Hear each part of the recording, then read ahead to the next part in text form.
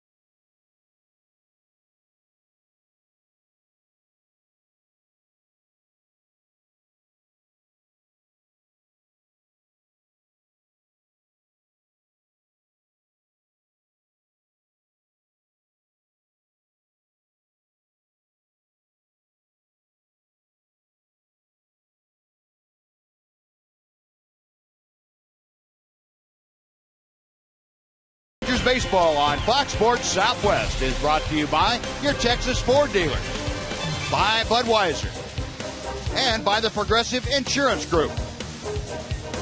Well, a beautiful night for baseball. Breeze blowing in from center field here at Rangers Ballpark. Rangers taking the field. They come back home after a 6-4 road trip, their last long win of the year, and they come back in 3 games ahead of the Oakland A's in the American League West. Rangers at 83-57. Now, Matt Harrison looking for his 16th win of the year, and here's the Cleveland lineup that he will face. Right fielder Shin-Soo Choo leads off. Jason Kipnis, the second baseman, is next. Carlos Santana catches and bats third. Russ Kanzler is the cleanup man. He plays first. The designated hitter is Matt Laporta. Batting sixth, playing shortstop, Brent Lillibridge. Hitting seventh, the third baseman, I should say, Jason Donald. Thomas Neal gets a start in left field. He is batting eighth. And batting ninth, the center fielder, Ezekiel Carrera. And we'll check out the scouting report for Matt Harrison. 15-9, having an excellent season. Excellent ERA at 3.37. 364 innings since the start of 2011. That's the most on a Ranger team. 3 stolen bases against him. Second fewest among American League pitchers with at least 20 starts. Well, that's a nice stat to see. Love the way Matt's pitched all season long. He's had a little bit of an extended break. His last 2 starts were losses, and a little bit of extra time hopefully will be just what he needs. Now, Matt Harrison on the hill tonight. And here's the defense that will be backing him up this evening. Josh Hamilton in left field. Leonis Martinez, the center fielder. David Murphy in right. Moreland at first. Kinsler and Andrews up the middle. Adrian Beltre at third. Giovanni Soto behind the plate handling Matt Harrison.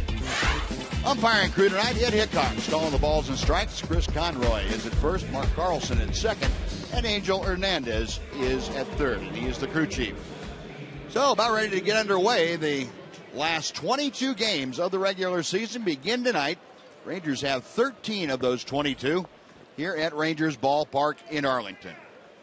Shin-Soo Choo to start things off. Left-hander versus left-hander, and Matt Harrison throws strike one. A lot of the left-hand hitters for the Indians are not playing today. Michael Brantley, Jack Hanahan, Casey Kochman getting the day off. There are a couple playing. Yeah, Manny Actis Ball Club, their regulars that we saw most of the time during the year, very left-handed heavy. And that one good thing for Matt Harrison is that without those guys in there, it's a less tested lineup, if you will. 2-1 the count to Choo. Out toward short, Elvis gobbles that up. There's out number 1 as Choo grounds to Andrews. Yeah, the other guy that's not playing is Asdrubal Cabrera, and he's a switch hitter and probably their best player, so that's good to see too. Yeah, and he missed the last game that we saw them in Cleveland. If I remember right, he had a bad leg at that time, bothering him a little bit. Nothing terrible, but yeah, I don't think anybody's going to cry that he's out of the lineup. No, pretty good hitter. Not at all. The one gone here is Jason Kipnis. 1 ball, no strikes. Kipnis, 13 home runs, 65 driven in. Power hitting second baseman. And a check swing. It's a strike anyway, says Ed Hickok.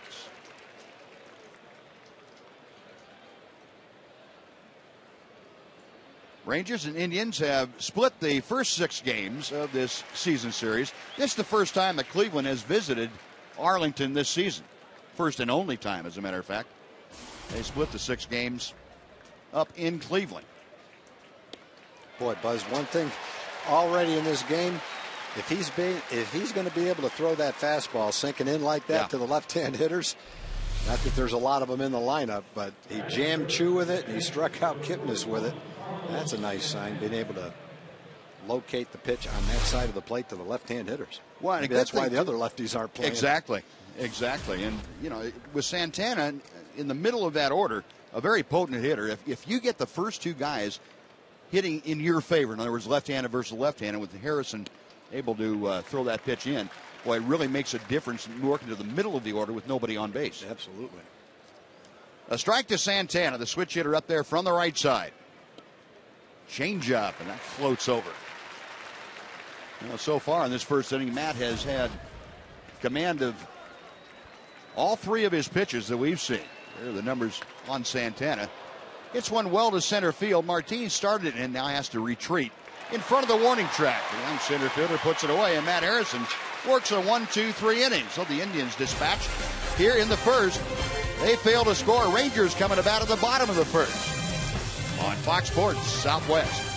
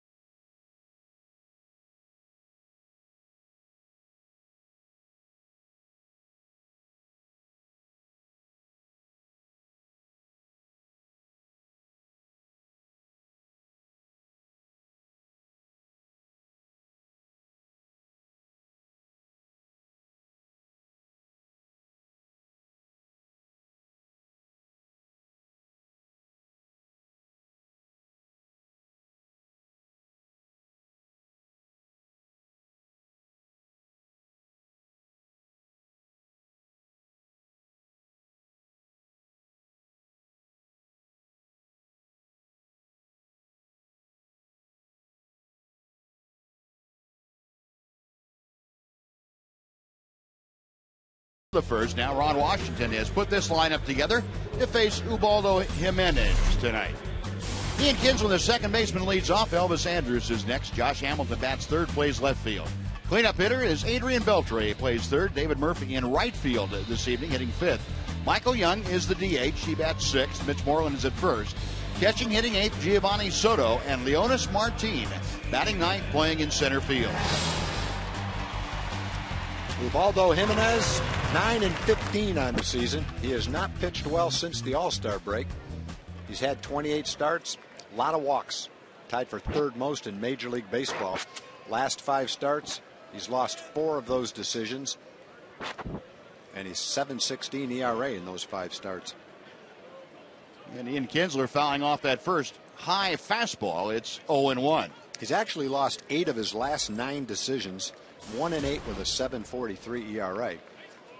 Problem with this guy is when you watch him pitch, you don't see 1-8, 7.43. You see above average stuff. Yeah. And you just hope he's not pinpointing it when he faces you, because he can go from 1-8, 7.43 to much better than that. 8-7 in the first half of the season, and markedly better than the results he's had in the second half. But that, you can say that for the entire Cleveland ball club. 0-2 pitch. Kinsler to right field.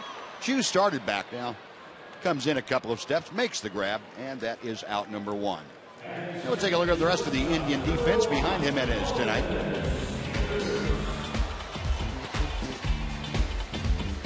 Thomas Neal to start in left field. Ezekiel Carrera in center. You saw Chu in right field. Russ Kanzler at first base. Kipnis and Lillibridge up the middle. Jason Donald at third. Carlos Santana handling the right-handed slants of Ubaldo Jimenez. The one out, here comes Elvis. Elvis, you remember, has hit safely in every single ball game in his career that he has played against Cleveland. 29 straight.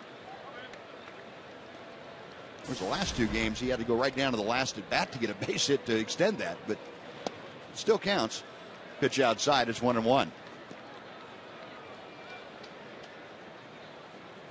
Elvis, when asked about, though, takes kind of a philosophical approach. Said, well, it's just one of those things in baseball that, you know, when it ends, it ends. This is popped up to right field. Easy play again for Chu in a couple of steps. A couple of fly balls to right, and 2 gone. Here comes Josh Hamilton. Indians, talk about a disaster in the second half. They have gone 15-41 since the All-Star break. That's not very good. No. Matter of fact, that's the second worst in Major League Baseball, the worst in the American League, second worst in baseball. And Houston has the worst record. They are 11-44. And that's really not very good. First pitch to Josh is on the outside corner for strike one. Hamilton, the major league leader with 40 home runs, 119 RBI. Jimenez back to him. And the pitch fouled away to the left. It's no balls and 2 strikes. Josh homering in half of the games that he's played in the last 8 total. 0-2 pitch. Got him swinging upstairs, and Jimenez gets the strikeout, and he and his Tribe teammates have a 1-2-3 inning. We played one. Not much going on here. No score on Fox Sports Southwest.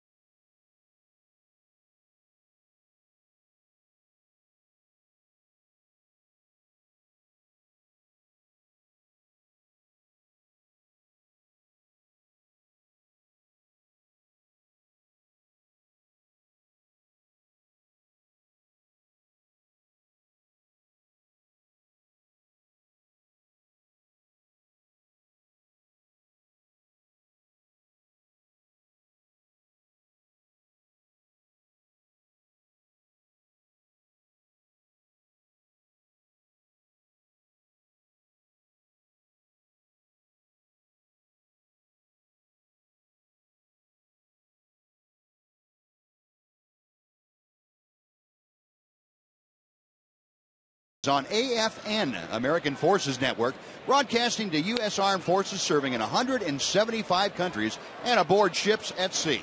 They're watching around the world in Iraq, Germany, Italy, Southwest Asia, South Korea, and Japan. And a very warm welcome to each and every one of you, and thank you for all you do for all of us. Top of the second inning, and Matt Harrison firing a strike to Russ Kanzler. Kanzler, one of the September call-ups for the Indians. Had a good year at AAA for Cleveland. Hitting .333 with the Tribe and after his call-up, and couldn't check his swing, according to Ed Hickox. He made the call, and Matt Harrison with his second strikeout. One away. Let's go down to Jim Knox. Jim? All right, thank you, Buzz. Some special guests right here. We have a group of soldiers from Fort Hood, that's right, that made the trip on the Fox Sports Southwest Fan Express. 41 soldiers along with some family members and friends and having a good time. Sergeant Sanchez with us right now. It's got to mean a lot coming out here with some family, friends, as well as some of your fellow soldiers out here watching the Rangers game. Yes, sir. It's actually an outstanding time because a lot of these guys deploy with me to Afghanistan. So it's actually a good time spending time with these guys that actually deploy with us for 12 months. It is military night and military appreciation night and also an online auction that also benefits the wounded warriors. What does that mean to you? To me, it means a lot because of the fact that a lot of wounded soldiers have not been able to receive those benefits that they can. And it actually would help a lot with the donations that have been coming in for them to actually get the surgeries and everything that they need. There we go. Okay, folks can get online now. Continue success. Thank you very much, Sanchez. Thank you very much, everyone else, for everything that you do. Appreciate it. Thank you, Sergeant Sanchez. Thank you. Buzz? All right, Noxie, thank you.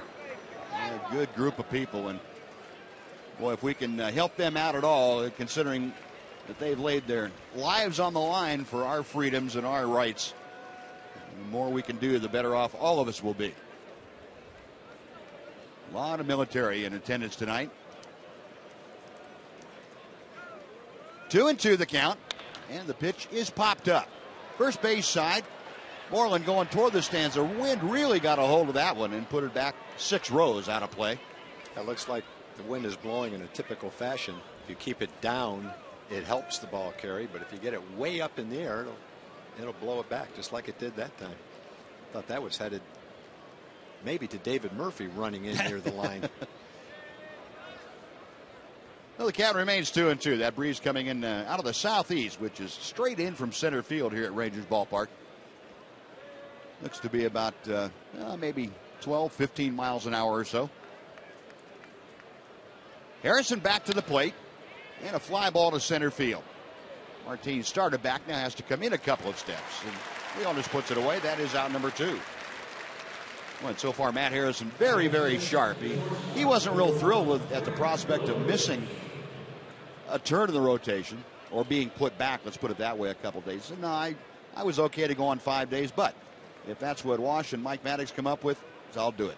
And they reminded him apparently that last year it really benefited him going down the stretch. I said, yeah, why not? Well, it's only 5 batters into the game, but he is extremely sharp so far tonight. He struggled his last 2 starts. He gave up 12 hits and 7 runs to Tampa Bay, and 8 hits and 4 2/3 and 3 earned runs at Kansas City. Threw a lot of pitches in the game against Kansas City. Had good stuff. They fouled off a lot. Couldn't really put the hitters away that day, and it forced him out early. 2 starts before that, he pitched 8 innings in each one of them and gave up 2 hits in each game. Pitch down and away to Lillibridge, 2 balls and 1 strike. You know, the one thing, Tom, I know you and I talked about this in the last 2 starts for Harrison was early on, it looks like he's much more into each pitch. I mean, like it's really going and doing exactly what he wants it to do, and he can't wait to get the ball back and go to work. Yeah, I imagine if you've got Matt's stuff and the ball's going where you intend it to go, that you're going to be feeling pretty good about it. 3-1 pitch. And that is a strike. That tailing fastball coming back to the inside corner. So the count goes full. This is the first 3-ball count that Matt Harrison has had tonight. Lillibridge, as you saw, hitting just 196. Former White Sox and Red Sox this season. Payoff pitch. Call strike 3. I really thought that pitch was. Well, Harrison with 3 strikeouts in the first 6 hitters. He's retired all 6 of them. 1.5 in the books here in Arlington. No score. Rangers and Indians.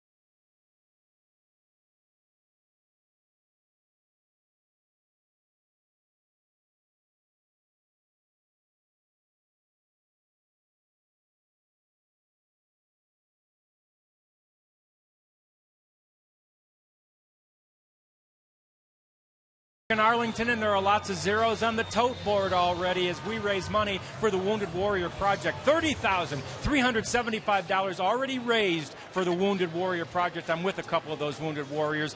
First, we'll talk to Sonny Hardy from Fort Worth, Texas. What has the Wounded Warrior Project meant to you, Sonny? Well, the Wounded Warrior Project's doing a lot. Just a lot of outreach program for Wounded Warriors, from hunting and fishing to donating any kind of money, for just any kind of event that they want to go on.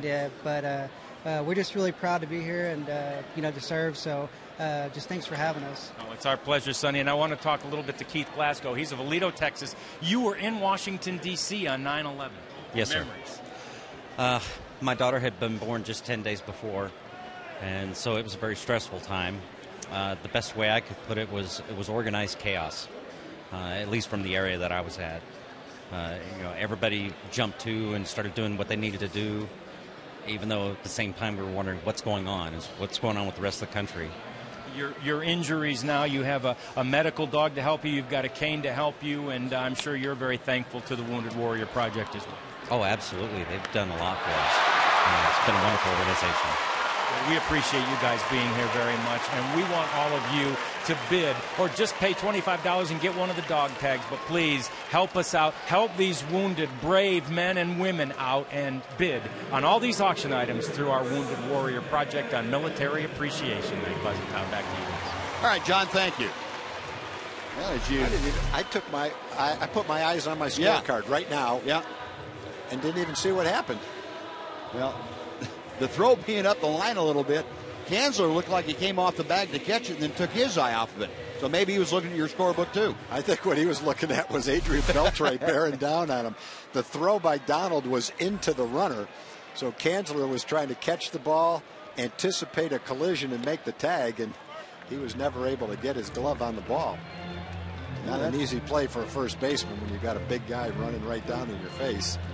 That's the first base runner of the game for either team. And Beltre, just like that on the error, is at second base. David Murphy at the plate. And Murph drives one to center field. That's hit pretty well. Going back is Carrera. He makes the catch. A heads-up base running play, though, as Beltre tags at second and moves to third. Well, Murphy continuing to sting the ball against Cleveland. And only a great play by Ezekiel Carrera kept that from being extra bases and an RBI. Yeah, I thought the way that the wind is blowing that the jet stream might shoot that ball to short hop the wall right over his head, but it didn't look like that happened. It was a little bit too low. So Beltre at third now, one out. Here's Michael Young. Michael, you can see 2 out of 9 in his career against Ubaldo Jimenez, and the strike is called by Ed Hickox. Michael, a good road trip, had 3 home runs on the trip. Stops in Cleveland, Kansas City, and Tampa Bay.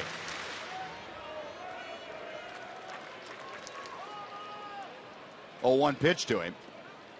That's in the dirt as Santana drops to both knees to make that save. Michael, since that 6-game hitting streak came to an end, 0 for his last 9 trips to the plate.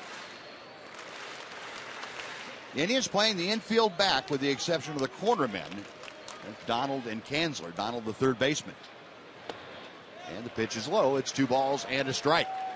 Good look at the defense up the middle. They're playing back at normal depth. So if Michael can get that run home, even on the ground ball anywhere but first or third. The 2-1 pitch. There's a ground ball. That's not going to be caught by anyone but the center fielder. Beltre scores. Michael Young with the first hit of the night. An RBI single. The Rangers lead 1-0. Well, you feel like in that situation you have to take advantage of the opportunity, and you're given an opportunity on a routine out to end up with Adrian at second base and nobody out. The Rangers did take advantage of it. Michael, at first, let's head down to Emily Jones. Emily? Well, fantastic things happening tonight, as you guys very well know. Even some of the grumpy old guys in the press box offered up some money for these great dog tags, a minimum $25 donation, and, of course, all the great all the great auction items we have up for bid, including a very special Live with Kelly in New York City item. You can travel to the Big Apple. You and a guest get VIP passes to a taping of Live with Kelly. It also includes passes to the show, also hosted by Fox NFL Sunday analyst Michael Strahan. The deal also includes airfare and hotel for two in New York City. Truly a once-in-a-lifetime experience. Again, such a great cause that we're helping out, the Wounded Warrior Project. We've seen and heard the stories throughout the night, and we'll continue to bring those, and really inspiring and makes you want to do something good. So get out your checkbooks, or I guess nowadays, get out your credit cards and make a donation, you guys. All right, Emily, thank you. Your smartphone or however you happen to do your transactions. Some great things on the auction block tonight. Boy, you can really get some great packages that have been put together by Fox Sports Southwest and the Texas Rangers. Off-speed pitch, and Moreland takes that for a strike. Mitch now with a count of 1 ball and 2 strikes. Up there with Young at first, 1 out here in the second inning. Rangers have pushed across a run. Throwing error by Lillibridge, and good base running by Adrian Beltre. Got over to third on the long fly ball, and then Michael Young drove him home. Low and inside, the count is now even at 2 balls, 2 strikes. Let's go back to Emily. Well, I mentioned those astute members of the media who've donated for the dog tags that you guys are sporting, and I am as well. We've learned that the donations for these, the minimum $25, have already reached $6,000, so keep them coming. They really are great little mementos of such a great cause and a way for everyone to get involved. All right, Emily, thank you. Mitch Moreland bangs one into the corner down in right field. He will cruise into second. Young held up at third. And Mitch Moreland rifling a double, has runners now at second and third with 1 out, and Giovanni Soto coming up. That's one of those line drives that if you're Mitch Moreland, you can't hit it much harder than this. Look like a changeup that stays up and on the inside part of the plate. And he waited on it and was all over that pitch. And so now another situation with 1 man out where you'd like to pick up a run or 2 right here and be up to Giovanni, as was the case with Michael Young at shortstop and second base. They're playing back. So Soto steps in. Giovanni didn't have a particularly good road trip with the bat, just 179, but he has hit in 12 of his last 17 ball games. And over those 17 games, he has driven in 11. So some big hits, some timely hits for Soto. Ball 1 is in the dirt.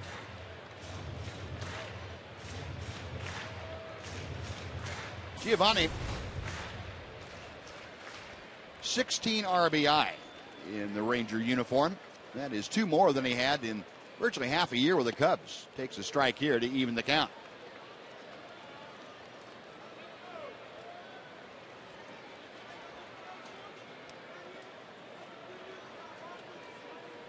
Soto waiting. Jimenez reading the signs from Carlos Santana. The right-hander comes set.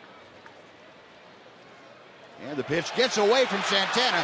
Young racing down the line will score as the ball goes into the photographer's bay, and the Rangers lead 2-0. Well, that gets one of them in. Now Giovanni's in the same situation as before, trying to get the man in from third base with less than 2 outs. And if he does, it'll be a third run instead of the second. Santana unable to block that ball and keep it in front of him. Allows both runners to move up. Give Giovanni a chance to make it 3-0. I think now, Tom, you're seeing what a guy looks like that's 1-8. Yeah. When something goes wrong, he can't put the brakes on it. Yeah. And then he compounds his own problems with a mistake. Pitch is low, and the count goes to 3 balls and 1 strike to Soto. Now the infield now for the Indians is pulled in about halfway up the middle. Both Kipnis and Lillibridge in front of their double play depths. And the pitch is low, ball 4. And that puts runners at the corner. Still just 1 out. Leonis Martin coming to the plate. First walk given up by Jimenez. And Ruben Niebla, the pitching coach, is going to go out and see if he can't give his big right-hander a little time to refocus. Oh, this is one of those things that has gotten a little bit out of hand very quickly for him. Well, the first inning couldn't have gone much better. A couple of pop-ups and a strikeout of Josh Hamilton. Probably somewhere around 10 or 11 pitches. He's out of the first inning, 1, 2, 3. And in his favor, it didn't get off to a good start with a 2-base error on a routine ground ball to start the second. Well, folks, one of the packages that we're featuring tonight, Golf with Moose. Yeah, you can play golf with Moose at VIP packages for you and a friend to play 18 holes of golf. Former Dallas Cowboy and Fox NFL analyst Daryl Moose Johnson at the Four Seasons Dallas at Las Colinas. Then enjoy a 3-course meal at the Four Seasons on the Green Cafe with Moose and a former PGA golfer and current CBS sports analyst David Faraday. Wow. And then we're going to have another package also with Nolan Ryan, a little meet and greet with the Ranger president and CEO, and we're going to talk to Nolan about that package that he's put together. A lot of great things going on tonight, a military appreciation night, and when you get a chance, log on to foxsportssouthwest.com and bid on some of those auction items. Pitch fouled off, and the count goes to 1-1 to Leonis Martin.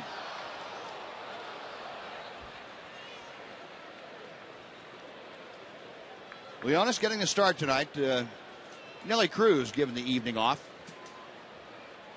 So Martin moved into center field with David Murphy moving over to right and Hamilton playing in left. Fly ball to center field. That should be deep enough to score Mitch Moreland. Catch is made by Carrera. He will toss it into second base.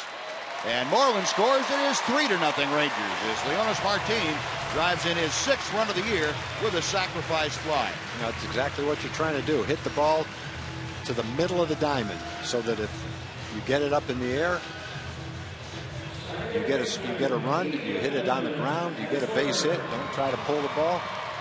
Just go back through the middle with it. That's exactly what he did. It hit just far enough to get the run in from third base. Want to hit the ball in the air with the infield in. Well, the Rangers able to capitalize on a couple of mistakes by the Indians and turn this into a crooked number inning. And here's Ian for his second turn to the plate. And he takes a strike at the knees. Kinsler, a fly ball to right field, his first time up there.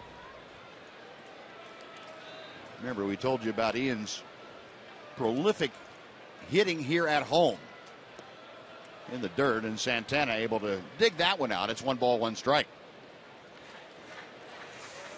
It's one of those things that's pretty tough to explain. You can come up with all kinds of theories, and I doubt that even Ian Kinsler would tell you why exactly it's happening that way. Said he feels just as comfortable hitting on the road. It just hasn't worked out that way. Very high, 2 balls and a strike. Do you have streaks like that, Tom, where you did so much better one place than the other? Back then when we played Buzz, they kept stats, but they didn't keep the intricate stats that they keep now. I don't really have any idea what I hit on the road or at home. They just really didn't keep track of that. I went back and looked at a baseball card a couple of years ago. I knew I didn't walk very much, but I wouldn't have been able to tell you how many times I walked in a season. I mean, other than knowing that Toby Hara and Mike Hargrove used to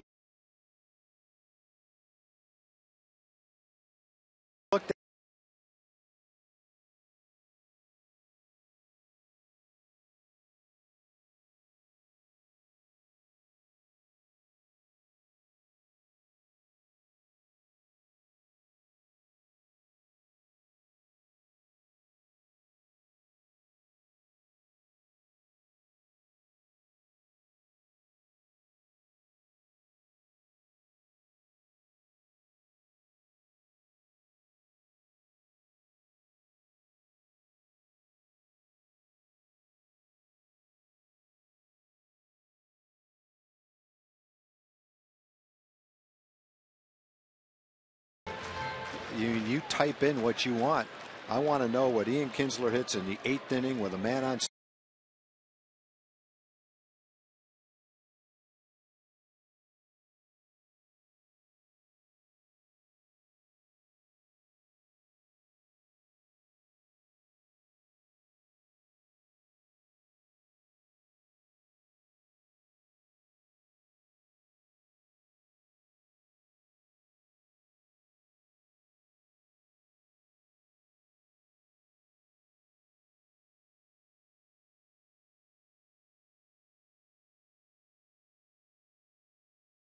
68 for the year.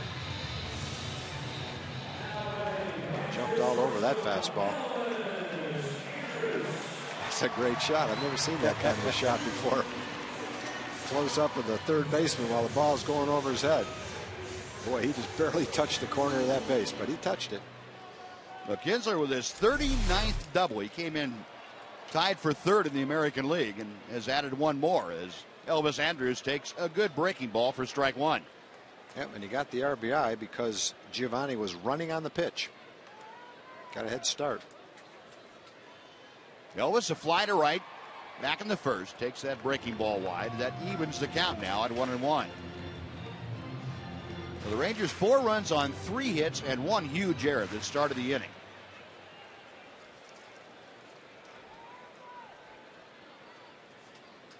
Jimenez checks second. And the pitch is a knee-high strike.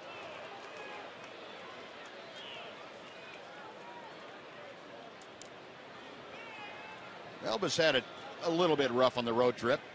You go back over the last month or so, he has hit above 300. Elvis, though, just 9 for 38 on the 10-game trip.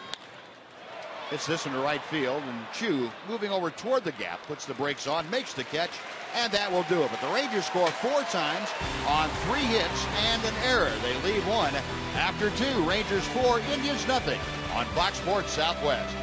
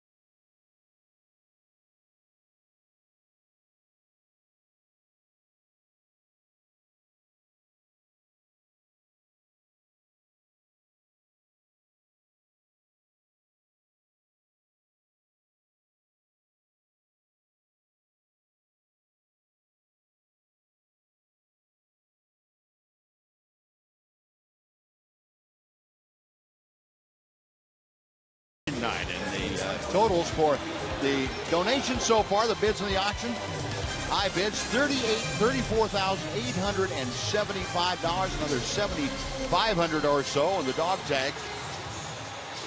Well, look at that total amount, $44,220. We'd like to welcome in now the Rangers president and CEO Nolan Ryan. And Nolan, thanks for joining us. We know that you've added to this auction tonight too. You threw in a little something special of your own creation.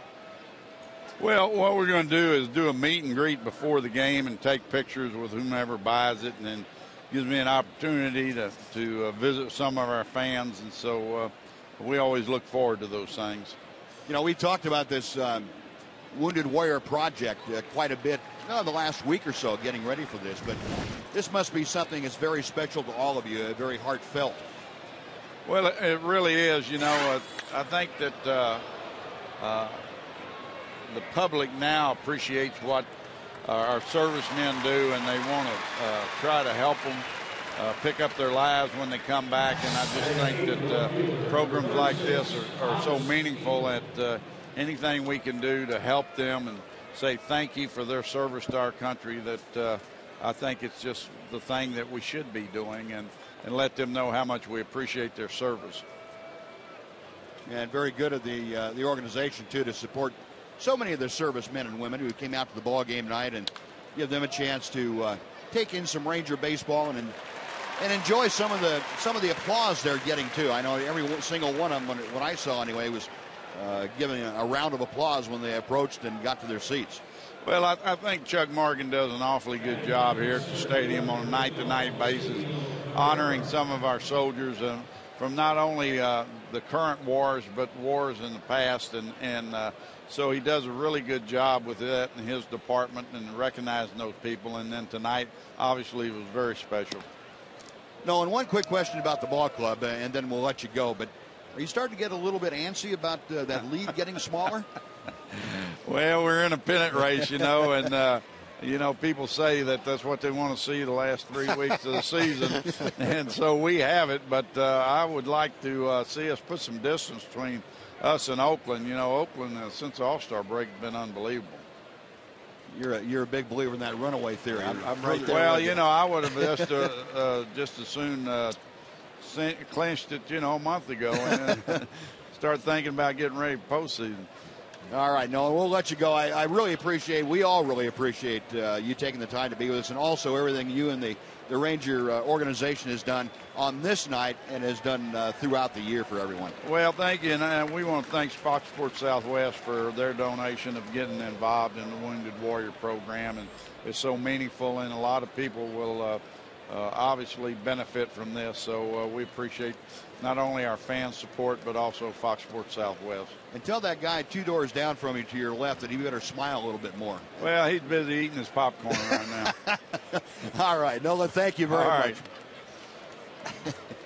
I'm talking about Jim Sundberg. Choking on his bottle of water, it looks like. Well, once you heard Nolan answer that with the popcorn, that just about did it. That got a smile out of Jim Sundberg. Don Sanders sitting between Jim and Nolan, one of Nolan's good friends and business associates. 3-2 pitch and a swing and a miss. That is 9 straight with 4 strikeouts now. For Matt Harrison, we have finished 2.5 at Rangers Ballpark. It's the Rangers 4, the Indians nothing on Fox Sports Southwest.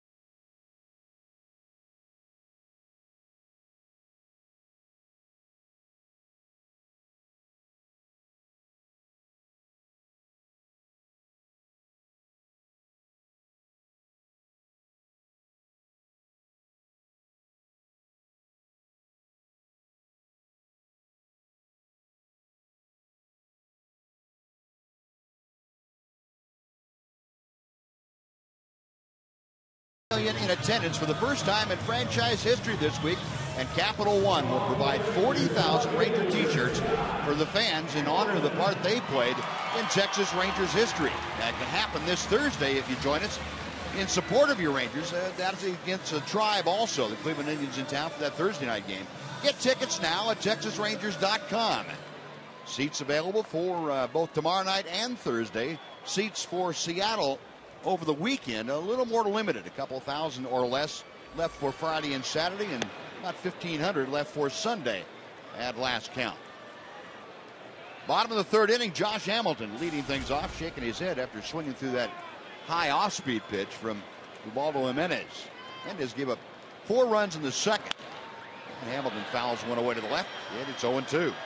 Got a quick birthday wish. Velma Wild from Rowena, Texas, 88 years old today. Happy birthday, Velma. I understand you're a big Ranger fan, so you have to be feeling pretty good about the game so far. Rangers with 4 unearned runs lead 4-0. So happy birthday, Velma Wild from Rowena, Texas. Jimenez to the wind, the 0-2 coming to Hamilton. 1 ball and 2 strikes. Josh, a strikeout victim, his first time to the plate. Here in the third, Hamilton, Beltre, and Murphy, the first 3 to do the swinging against Ubaldo Jimenez. That pitch just off the outside corner to even the count at 2-2.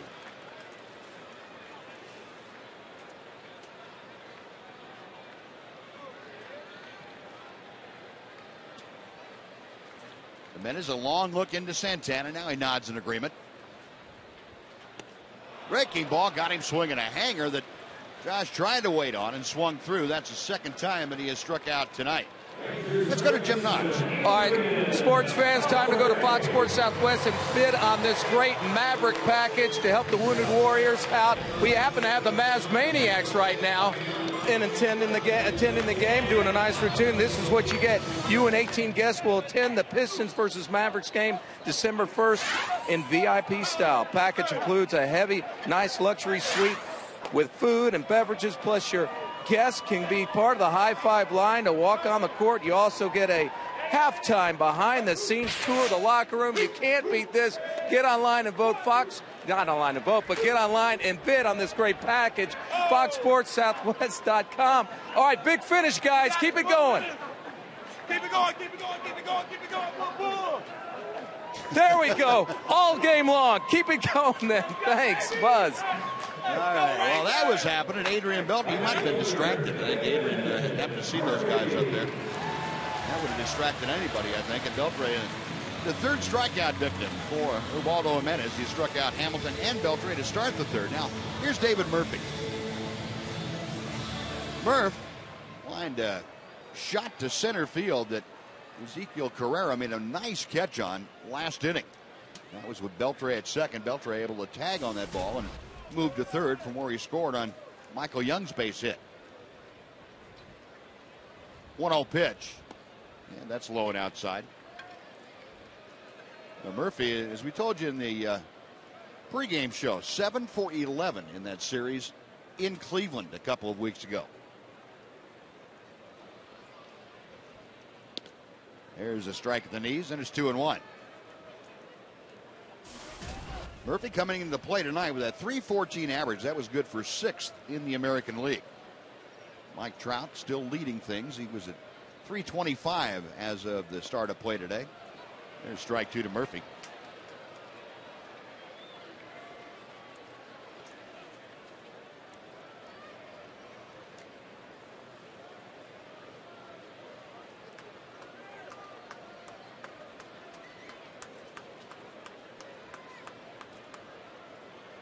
Santana finally getting the sign that Jimenez wanted. Pitch inside. It's 3 balls and 2 strikes. So Murph trying to get aboard here with 2 outs to prolong the inning. Michael Young already with an RBI single is waiting in the on-deck circle. Now the payoff pitch on the way. Out of play on the left side over the Indians dugout. A nice crowd on hand here tonight, and looks to be in the low to mid 30s somewhere. Rangers about 103,000 shy of the 3 million mark coming into play tonight. Getting the 3-2. That is outside, ball 4. Murphy takes the 2-out walk, and it'll bring up Young. Yeah, it's amazing how far baseball has come here, Buzz. You can go back to the David Clyde era. When he first pitched here, it was the first sellout that we'd ever had.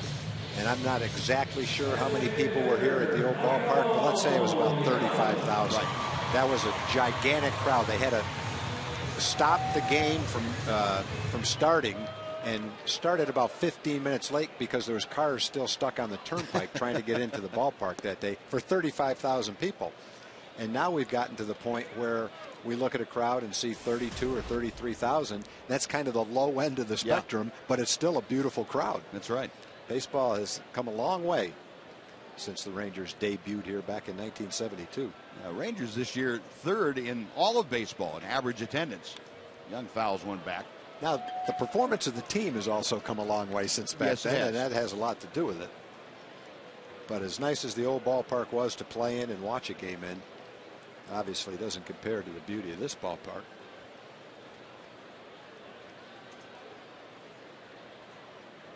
This is a nice place to come, even if you don't like baseball. And as the month goes, there goes Murphy. The pitch is inside. The throw is high, and Murphy in with the steal. Well, Jimenez didn't pay him much mind, and Murphy got a great jump. And he swiped second base, so he's in scoring position for Michael Young.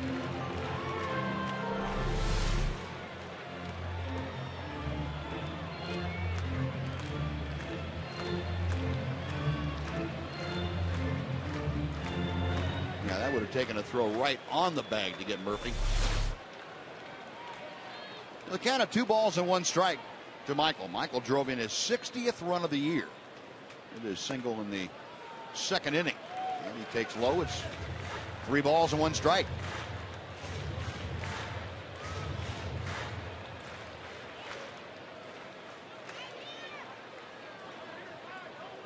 Murphy getting that good lead from second base. Jimenez checks him, and the 3-1 pitch. That's outside. And Michael Young takes the walk. Back-to-back 2-out walks. And now Mitch Moreland coming up. Would you say that this inning kind of in capsule form shows the kind of pitcher Jimenez has been this year? Hot and cold? Yep. Back-to-back strikeouts, back-to-back walks.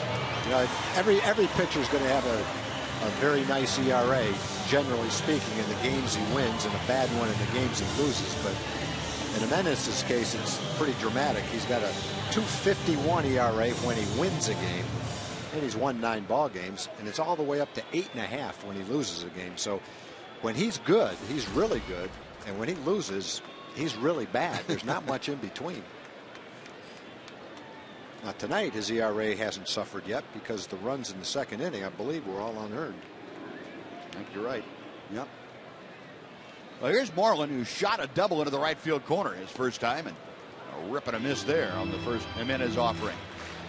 Indians going into that exaggerated overshift, with the exception of the third baseman, Jason Donald. Donald has to stay close to third because Murphy is at second. But Lillibridge, Kipnis, and Kanzler, all 3 on the right side, with Kipnis playing in shallow right field.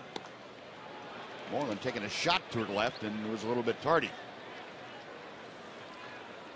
Well, the meet and greet that Nolan Ryan was talking about, the current bid, $3,700. Bid increments of $100. Just make sure you go to foxsportssouthwest.com. You can bid on that, and I think Nolan probably would make it worth every bit of a few more dollars than $3,700. Got him swinging. 2 walks, 3 strikeouts in the inning. The Rangers strand 2. We're going to the 4th inning. It remains the Rangers 4, the Indians nothing on Fox Sports Southwest.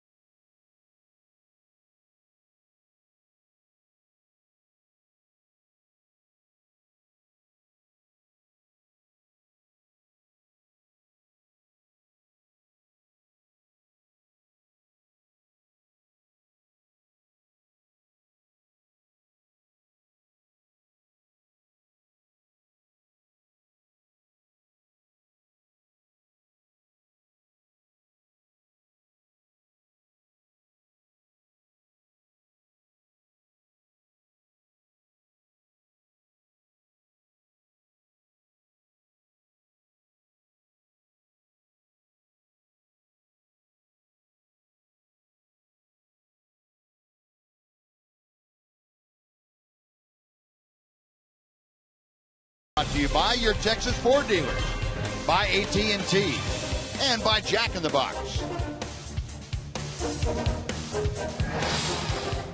Matt Harrison back out to the mound. He has a 4-0 lead with which to work, and Harrison has been perfect through the first 3. 9 up, 9 down. He's back to the top of the order for Shin-Soo Choo. First one up over his head. Looked like it took something off it. And Choo ducking out of the way, not taking any chances. Choo grounded out to Elvis Andrus, the Rangers shortstop, his first time up.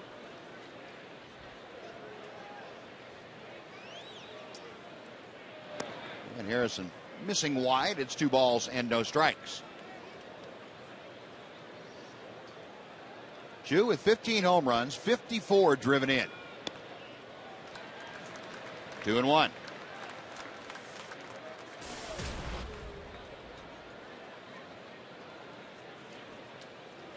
Harrison back to the plate. And misses high and away. It's 3 balls and a strike.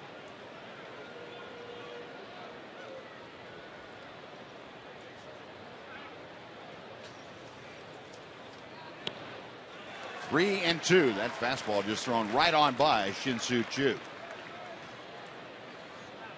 Choo now 0 for his last 7 times to the plate. Payoff pitch inside, ball 4.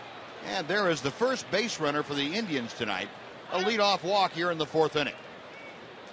And let's go to Emily Jones. Emily? Well, guys, I'm all over the place because I'm taking orders from people in the press box for these awesome dog tags benefiting the Wounded Warrior Project.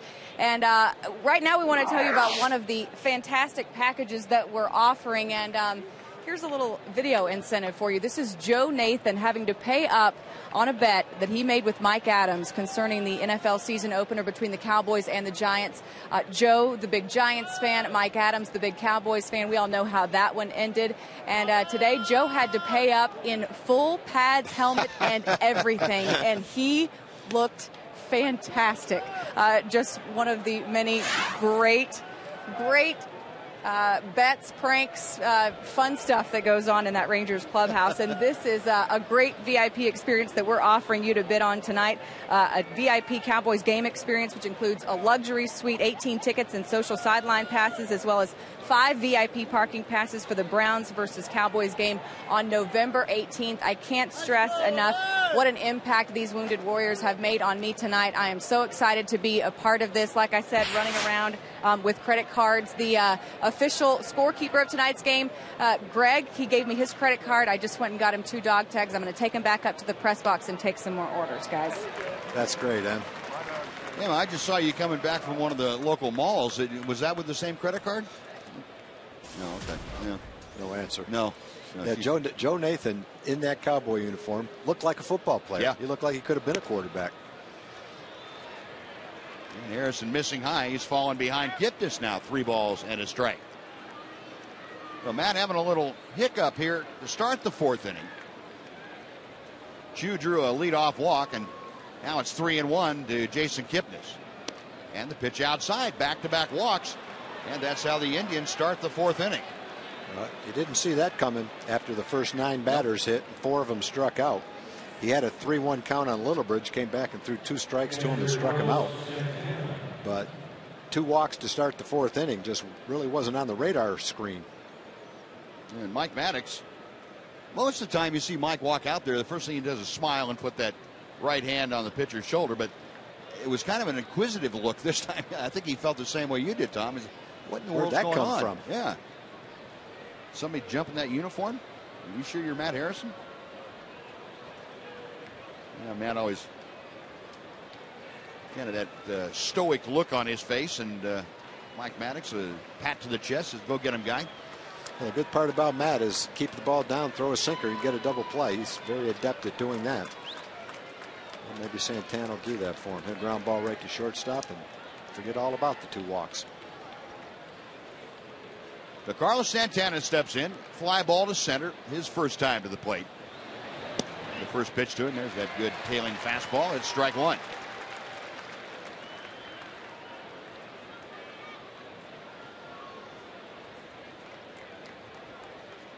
Harrison reading the signs, and now the left-hander's ready. Changeup just missed outside. 1-1 the count.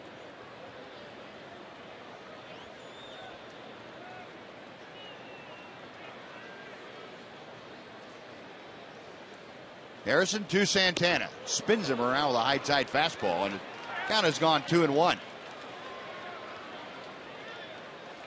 So Santana now in a good hitter's count at 2 balls and 1 strike. This is where Matt Harrison, when he's throwing well, has been very good at throwing the changeup and getting some very off-balance swings.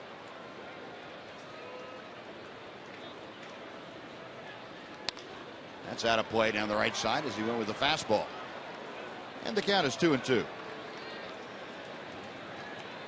Well, that Mavs VIP game experience Jim Knox showed you. Current bid $5,200, and that's right on top of the list of auction items that we have up there. Bidding increments at $200. Now, don't forget, go to foxsportssouthwest.com. There's your double play ground ball to Elvis. Shovels to Kinsler, back to Moreland. 6-4-3, and Tom is a genius. What were your lottery numbers for Well, tonight? you know, I was just figuring he was going to pull the ball, and I really wanted a double play. And so I just kind of wished for it. And the universe answered. He threw him looked like an off-speed pitch up and away. Fortunately, Matt didn't touch that ball because it was headed right to Elvis for a nice, easy double play. I still want to know what your lottery numbers are. I mean, Yeah, you know, I think it was just a lucky guess. That's all right. Nothing wrong with being lucky. Actually, it was more of a hope than a guess. Here's Kinsler, and he takes a fastball for a strike at the knees. 94-mile-an-hour two-seam fastball. Kinsler, strikeout victims. He led off the second inning. Now up there with Shin-Soo Choo at third. And a little cutter finds the outside corner. Well, Matt Harrison, after the double play, able to come back and get ahead of Russ Kinsler. No balls and 2 strikes.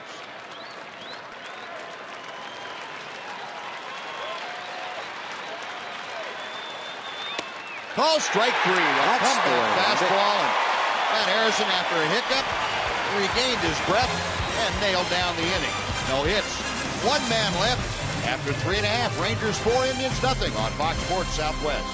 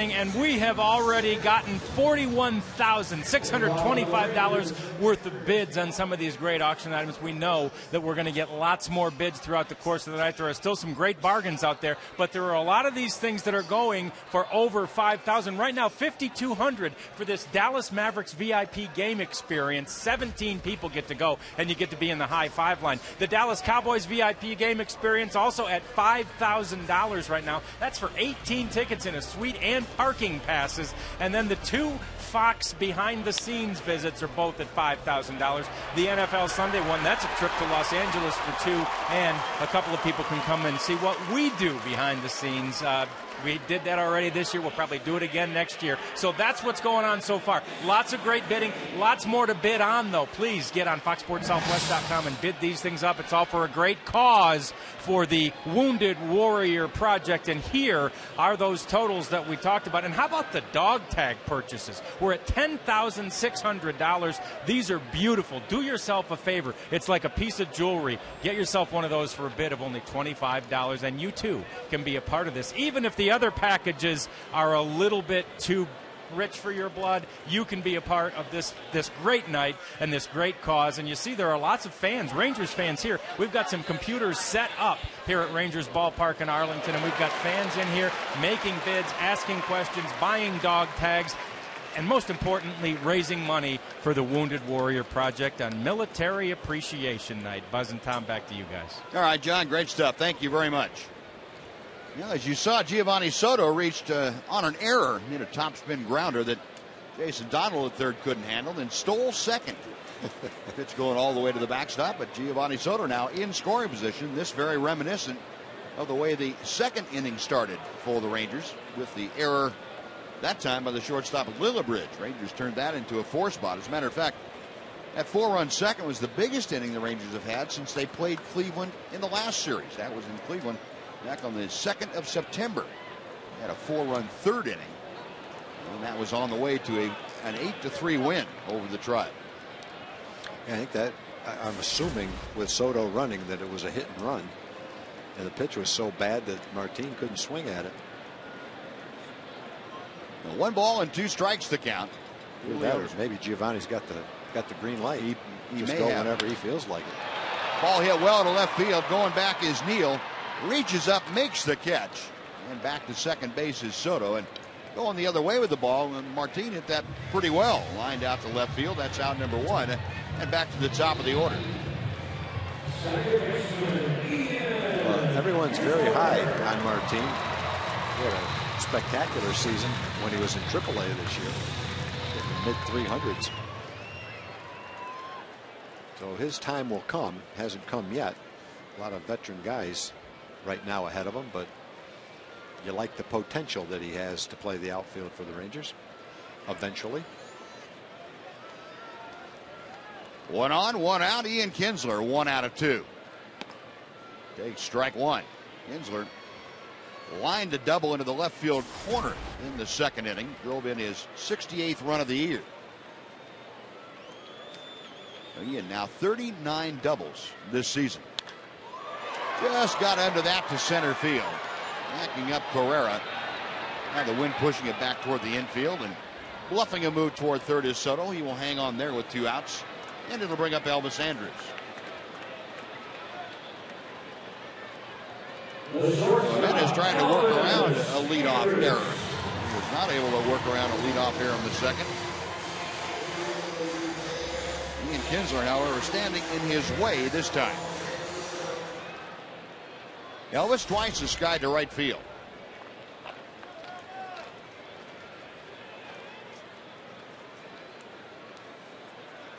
Trying to extend his hitting streak against the Cleveland Indians to 30 games. And that pitch in the dirt, it is ball 1.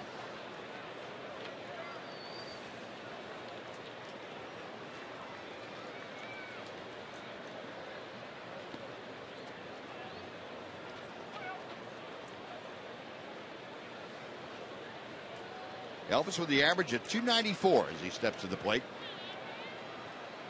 Jimenez ready, the 1-0 pitch. Way inside, jackknifing out of the way as Elvis had that pretty close to nipping that shirt tail of his. 2-0.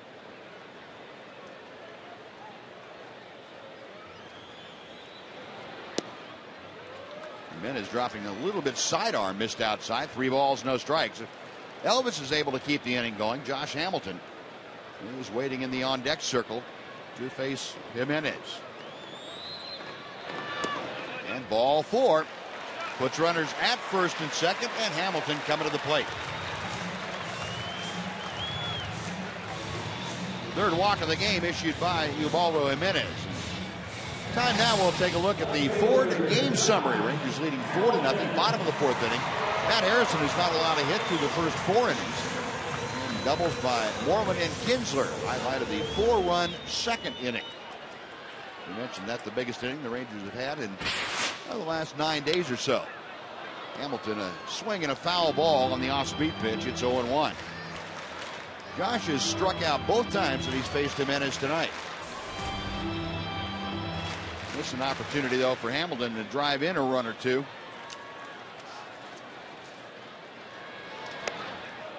Waved at and missed that high fastball. Just one of those nights for Josh so far where he's just a little bit out of sync. You can tell he's a little frustrated. Some days your body's just not working the different parts of it in sync with each other.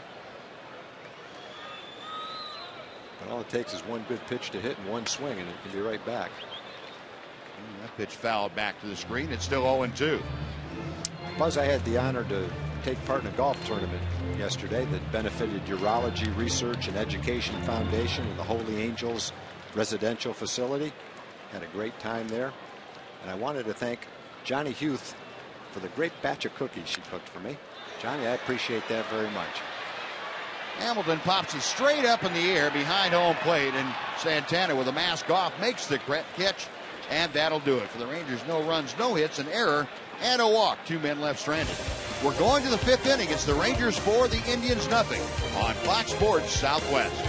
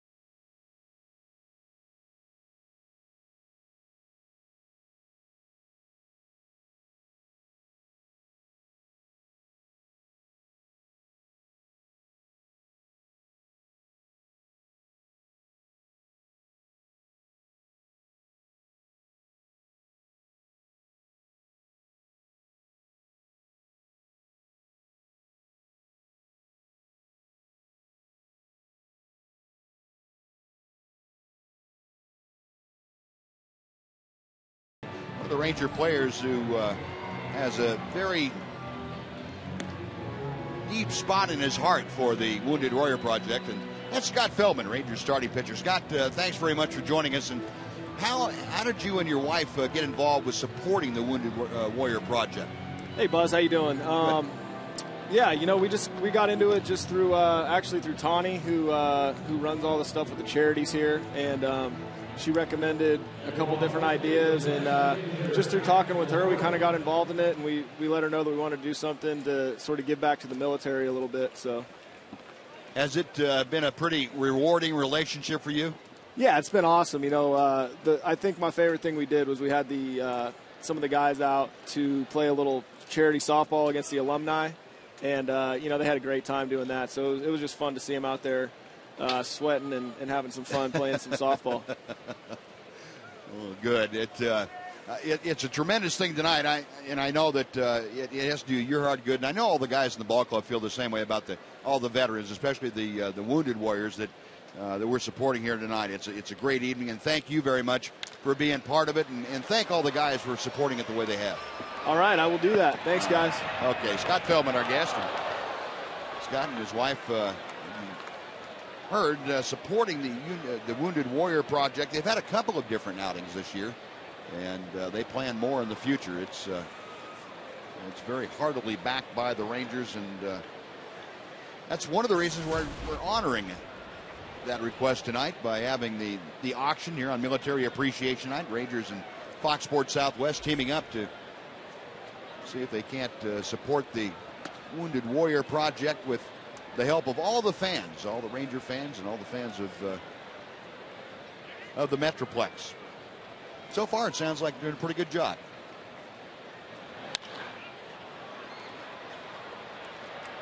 Down the right field line, David Murphy almost in foul territory. The ball came back a little bit for him. So Matt Laporta has skied out to right field. That is out number 1. Brent Lillibridge coming out. And let's take a look at the upcoming pitchers brought to you by Chevron. Tomorrow evening, right back here, Ryan Dempster going after his 6th win in a Ranger uniform. Genmar Gomez, who the Rangers had a little bit of a tough time with in Cleveland last time, but he eventually got him taken care of. So Ryan Dempster back on the hill. And it really, Dempster looks like he is, I'm not going to say rounded into form. A 35-year-old doesn't round into form. He's gotten it together for himself the last 5 or 6 times out in a Ranger uniform. Big rip and a miss by Lillibridge, and the count is 1 ball and 1 strike. Well, a great night out here at Rangers Ballpark in Arlington.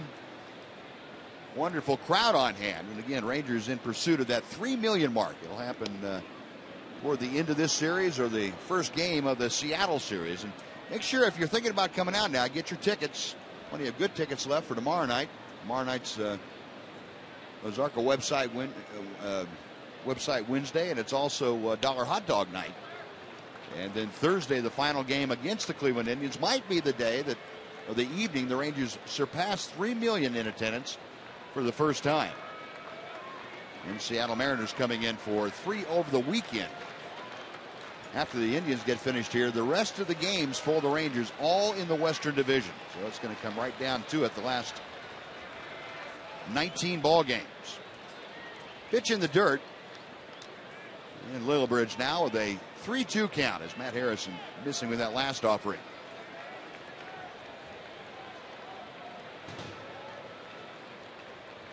Harrison back up on top of the rubber, has the signing ones. Payoff pitch on the way is very high, ball 4. And Matt Harrison, who walked the first 2 hitters in the 4th inning, that was able to settle down, has walked the second hitter here in the 5th inning. Let's go to John Radigan. John? Yeah, Buzz, still out here in the Captain Morgan Club, and I'm pumping up this behind-the-scenes tour that we have here. Fox Sports Southwest behind-the-scenes experience. It's at $5,000 right now. It's a great package. The Rangers get very involved with this. Great seats, great food. Last year, it was our highest item of the night. It went for $16,000. Right now, it's only at $5,000, so a veritable bargain at $5,000. And if you come like the crew that bought it this year did, you get to meet everybody on the crew. You go to our production meeting. You even get to meet the great Kurt Dykert and Dave Burchett, our director and producer. And maybe the piece de resistance. You get to go up in the booth with Buzz and Tom, and there's always a bunch of cookies in there, as you well know, guys. Back to you. Thanks, John. Yeah, you better get here early for that, though. You got a large crew that tends to partake. Look at those. Hey, that's a great experience. We really enjoyed the folks that came up this year. We had a great time. And then, of course, the travel with the Dallas Stars in there also.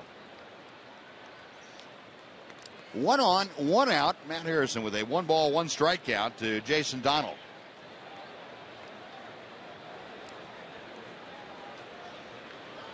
Harrison okays the sign and the check of first. Line drive, foul down the left field line. And the count moves to 1-2. Well, apparently Emily is a better salesperson than John Radigan. Emily Jones has her Cowboys VIP game experience up now to $8,500. Don't forget, if you want to bid on these items now, go to foxsportssouthwest.com. And you can bid on any of the items. Bunch of them to look for, a bunch of different tastes and everything. There's a line drive to center. That's going to fall for a base hit. So Jason Donald with the first hit of the night off of Matt Harrison. It comes with 1 out here in the 5th inning. Yeah, Jason Donald has not had a very good day defensively. He's thrown one away, and he's booted one. But trying to make up for it here with a little bit of a base hit. Line drive to center field. Good job of hitting. Waited on a changeup right there and placed it well into right center field. And Mike Maddox back out to the mound. The last visit that Mike paid to Matt Harrison certainly had dividends coming right away as a double play ground ball was induced for the next hitter. And maybe Mike figuring, well, it Hey, worked once. once. Yeah, let's try it again. Just worked in the 4th inning. Might as well keep going with it. Well, this visit a little more brief than the last one. Thomas Neal will be the hitter. Neal, a line drive to right field, his first time to the plate. They probably ran out there and said, remember what I said last inning? Okay, same thing. See ya. Yeah, do it again.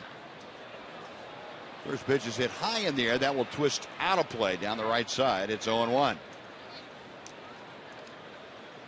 One thing about Mike Maddox, he would keep it very simple, very to the point, very matter of fact.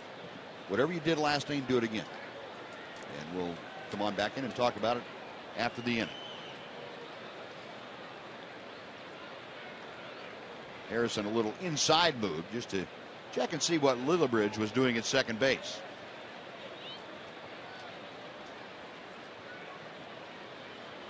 Ranger infield looking for that double play ground ball with Kinsler and Andrews up at halfway depth. The pitch low and outside. 1 ball and 1 strike to Thomas Neal. Neal, another one of the September call-ups.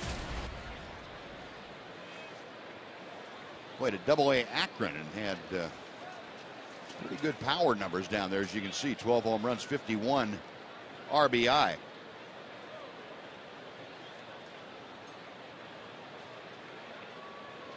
That all came in 117 games for Thomas Neal. Harrison now set again. And the pitch fouled away again off to the right.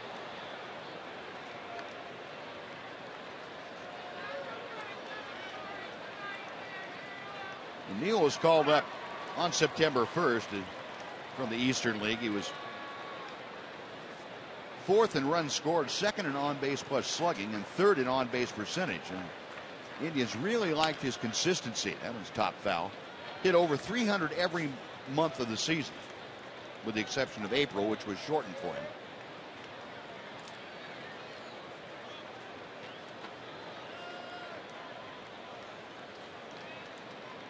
Rangers saw him back on the 2nd of September in his major league debut. Harrison to him just inside. Tried that comeback fastball, and that didn't miss by much. And that struck out 5. A couple of them have been on that very pitch. Frozen the right-hand hitters with a good fastball right on the inside corner. Just missed a little bit. It's a good call by Ed Hickox. Close to a strike, but didn't quite get the corner. Now the 2-2. Ground ball to first. Moreland to second for 1. The return will not be made as Matt Harrison got over there, but Elvis Andrews didn't feel that he had a real good shot at completing the double play. So he just got out of the way of the sliding Jason Donald. Well, you got a left-hand hitter coming up. That's the 2nd out of the inning, and that's probably a smart play. Maybe a couple years ago when Elvis was younger, he might have risked a bad throw that could have resulted in a run. But he sees Matt on the dead run and decides, don't try that play. Leave it up to Matt to get this last hitter and get out of the inning. Now it's runners at the corners. Ezekiel Carrera, who struck out his first time that he faced Matt, will step to the plate.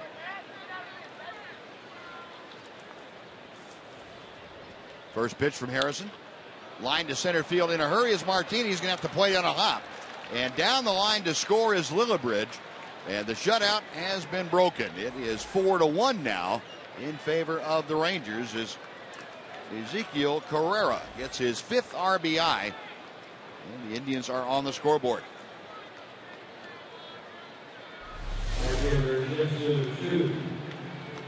I got pretty much all of the plate. Carrera singles softly into center field. Picks up a run with 2 outs. Big hit for him. Close the door right here, though. The 1st and 2nd, and all of a sudden the Indians have the tying man at home plate, and that's Shin-Soo Choo. Pitch in the dirt for ball 1. Choo, you remember a couple of years ago against Matt Harrison, had a huge 3-run home run late in a ball game that Harrison entered the 8th inning leading 2-0. Choo had a 3-run home run that won the ball game for the Indians. Despite Matt pitching a complete game and really dominating the Tribe for most of the contest. Now the 1-1 pitch. Another breaking ball, and Chu able to lay off of it.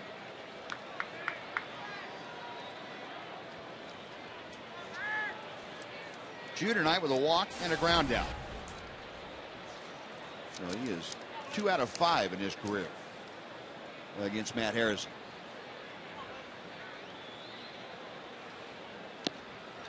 Rip and a miss. And the count is even at 2-2.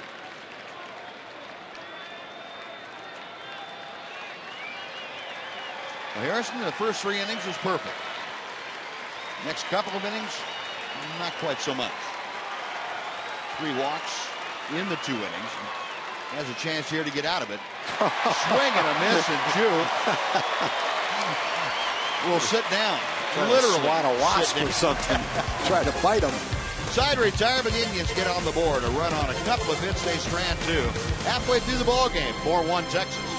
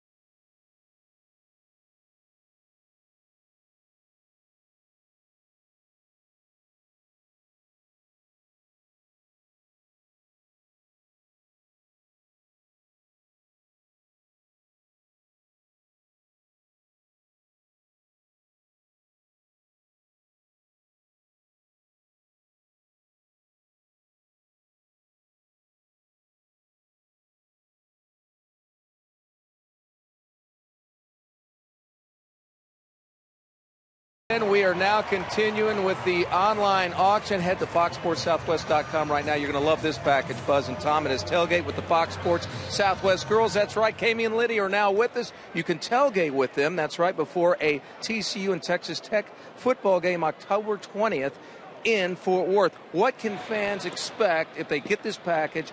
What can they expect tailgating with the Fox Sports Southwest girls? First of all, a lot of fun. So much fun. We are looking for the best food, the best fans, and the most fun. And so far, we've pretty much found it the last 2 weekends. Right. They get 4 tickets, so you and 3 friends, and you get to come hang out with us. So all you TCU and Tech fans bid on this. It's going to be awesome.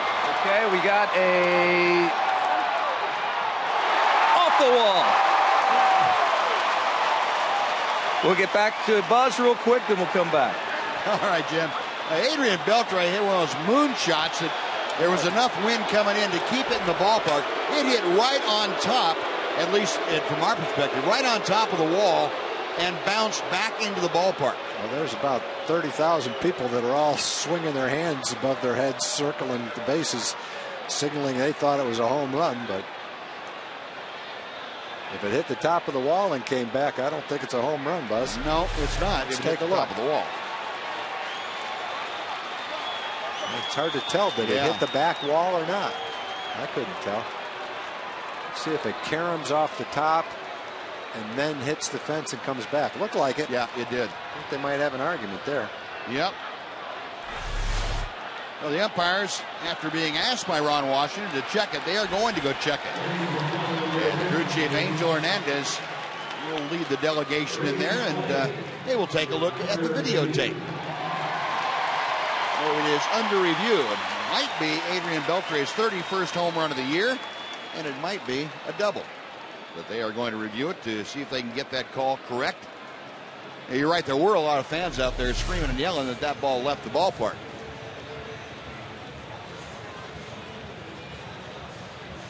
Boy, I don't know if it's conclusive evidence or not, but it appears that it hits the wall, goes back, and caroms off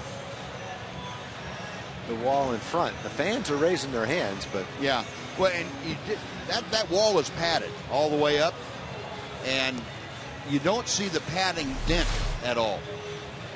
Normally, if you see the ball, we've seen that happen a couple times where it hits right on the corner of that. You don't see that padding go down at all with a ball imprint or a ball hitting on top of it. Looked like it might have hit one of the supports behind it, bounced off the railing, and then come back into play. But we'll see what the umpires see. And see if you can see any of that padding deformed. No? Yeah, I kind of agree with you on that, Buzz. I just don't know. I mean, we've watched it 5 times. I'm not exactly sure what happened. There's the support you're talking about behind it. Right. That's what it did look like. Adrian just pausing out at second base. Let's hope that he will continue on around. Because, you know, if it hit the soft part, it probably wouldn't have bounced that high, would it? I don't think so. I don't think so. No, we will find out. We will find out. In any event, Adrian Beltre has his 4th hit in the last 2 ball games against Ubaldo Jimenez. Whether it's a home run or a double, he is going to be 4 for 6. If it was easy to determine, they'd be back by now. I agree. I think they've watched it 3 or 4 times themselves and are still having a hard time making up their mind. Well, unless they're having a sandwich or something down there, taking a little break. All right, Washington, Mitch Moreland waiting. Here they come. That's going to be a home run. Well, Angel Hernandez, apparently they saw enough on the tape to figure that, just like you said, Tom, that ball hit something harder than the padding on top of the wall. So Adrian Beltre, a moonshot home run. And that makes it a 5-1 Ranger lead. Adrian Beltre, home run number 31, RBI number 90. That's the longest home run try Adrian's ever had. That rested second base for a while. The players were hoping it was a home run so they could mess with his hair. Oh, goodness. Well, the first Ranger home run of the night, and here's that pitch again. That one kind of came back from the outside corner to the middle of the plate. Oh. Did I ever tell you I hated that sound? Yeah, he did. You have to start showing those replays without the sound. Yeah, or muffle it or something. 1 ball, 1 strike. 1 ball and 2 strikes, I should say, to David Murphy and Nelly Cruz and Elvis Andrews trying to explain to Adrian exactly what happened. A drive to center field. Carrera again going back and again makes a great running catch to take extra bases away from David Murphy. It's almost the exact same ball. That one's hit a little higher and a little farther. Now with 1 out, let's go back to Jim Knox again. Jim? All right, Buzz, continuing this package is Fox Sports Southwest Fan Express girls. Of course, we see Kami and Liddy all the time. The Fox Sports Southwest girls will be tailgating with them. So log on to foxsportssouthwest.com. Help out the Wounded Warriors. Again, free food. You're going to show them the ropes of tailgating, right, girls? Hang out with us. It's going to be a lot of fun. You get 4 tickets, so 1 for you and 3 of your friends. So all of you TCU and Tech fans, come on. What's better than tailgating in Texas? And let me tell you, we've already found some great ribs. I mean, just the best food, and we need your help. There we go. foxsportssouthwest.com. Appreciate it, guys. Thank you very much. Buzz? All right, Jim, tickets are hard to come by over at TCU. They just opened their new stadium over there. They sure are. They've gone from hoping to sell out to hoping to be able to find a ticket somewhere. And how good they say it's beautiful, too. Yeah, how good a timing was that? Get that thing fully open and operational and move back to the Big 12. Yeah. Wow. 1-1 pitch to Michael Young. Chopper toward the hole. Cut off by Donald. Sidearm throw is high and safe as Kanzler came off the bag to grab the throw. I feel bad for Jason Donald. That's his 3rd error. A couple of throwing errors and booted one to go along with it. Tough night. Has it in time, he just throws it too high. Yep. Michael Young on for the third consecutive time, as you get a look at the replay and see how close Kanzler was to coming back down on it.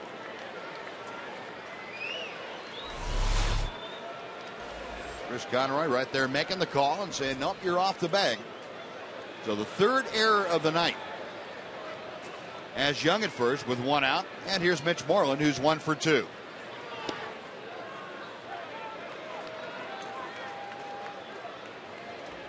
Moreland, a double and a run scored in that second inning. The errors have been a big contributor to 92 pitches that Jimenez has had to throw. Be a lot less than that if they made the plays, especially in the second inning. All 4 of those runs were unearned.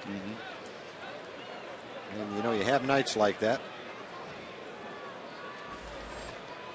Yeah, you don't wish those kind of nights on anybody. 0-2 to Moreland. Unless it's the A's. Towering fly ball down the left field line. That's carrying pretty well into the corner. And making the catch, and Michael Young is not going to have a chance to get back. That's going to be a double play. You know, Michael forgetting how many outs there were, and he is doubled up. Let's go back to our Fox Sports Southwest studio for a Mazda CX-5 game break. Here's Leslie McCaslin. Leslie?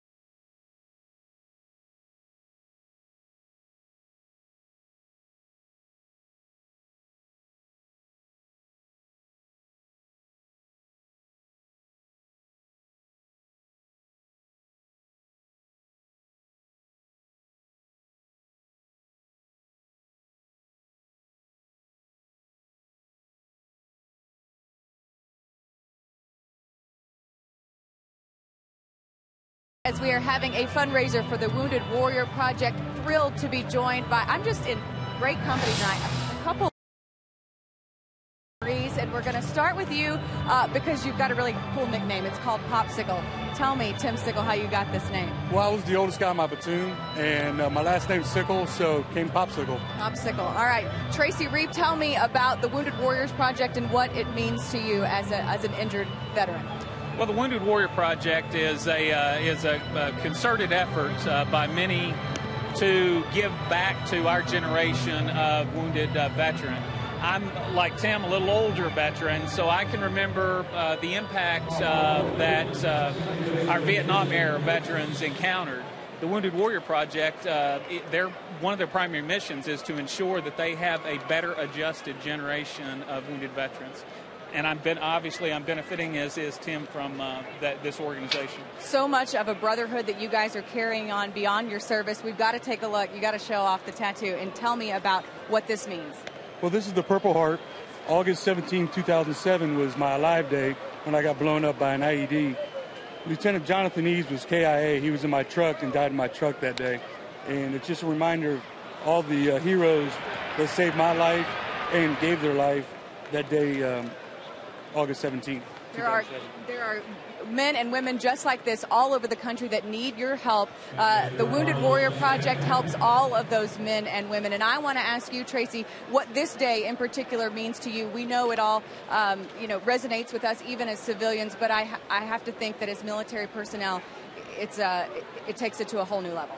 Well, it's a very somber day. I liken it to December 7th, 1941, to the day JFK was killed. The impact that it had on me individually, my family, and our generation is similar to the impact that those other two events had on their generations.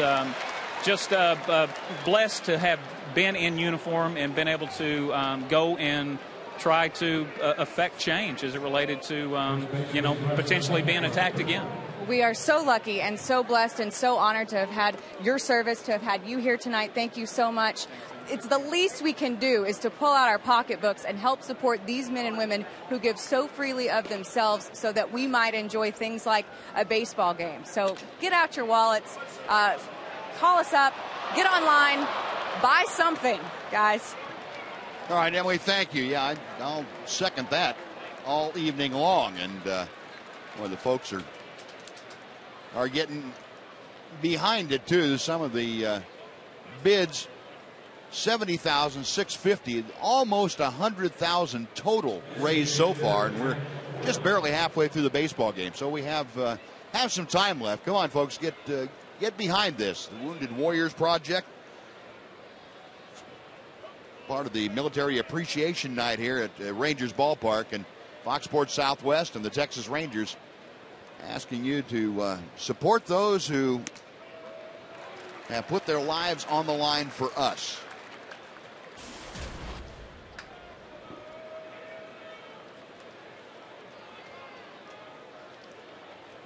Well, a couple of hits in the inning, but a double play by Carlos Santana, his second of the night, has made it a little bit easier. And Harrison back to the plate, misses high. It's 1-1 to Matt Laporta.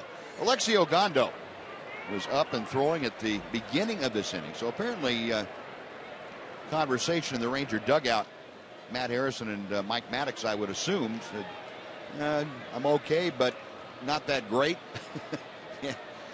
That's usually an indication that fatigue is setting in, or things just aren't moving along the way you'd like them to as the game gets into the latter stages. Laporta hits one well to center field. On his horses, Martin, he can't get there. It's one hop off the wall. Being waved around third is Kanzler. The throw to the plate is not in time. Boy, what a relay throw from Elvis Andrus, right on the money to Giovanni Soto, and Kanzler just able to slide in ahead of the tag. Well, we see that day in and day out from the Ranger outfielders and infielders. That play, cutoff throw from the outfielder. Watch this throw from Martin, too. Martin's got a very strong arm, makes a perfectly accurate throw to Elvis, who turns and makes a perfect strike home. Just not quite in time. Let's see what it looks like in slow motion. Boy, that is closer than I thought it was. Yeah. That's just about as close as you can make it.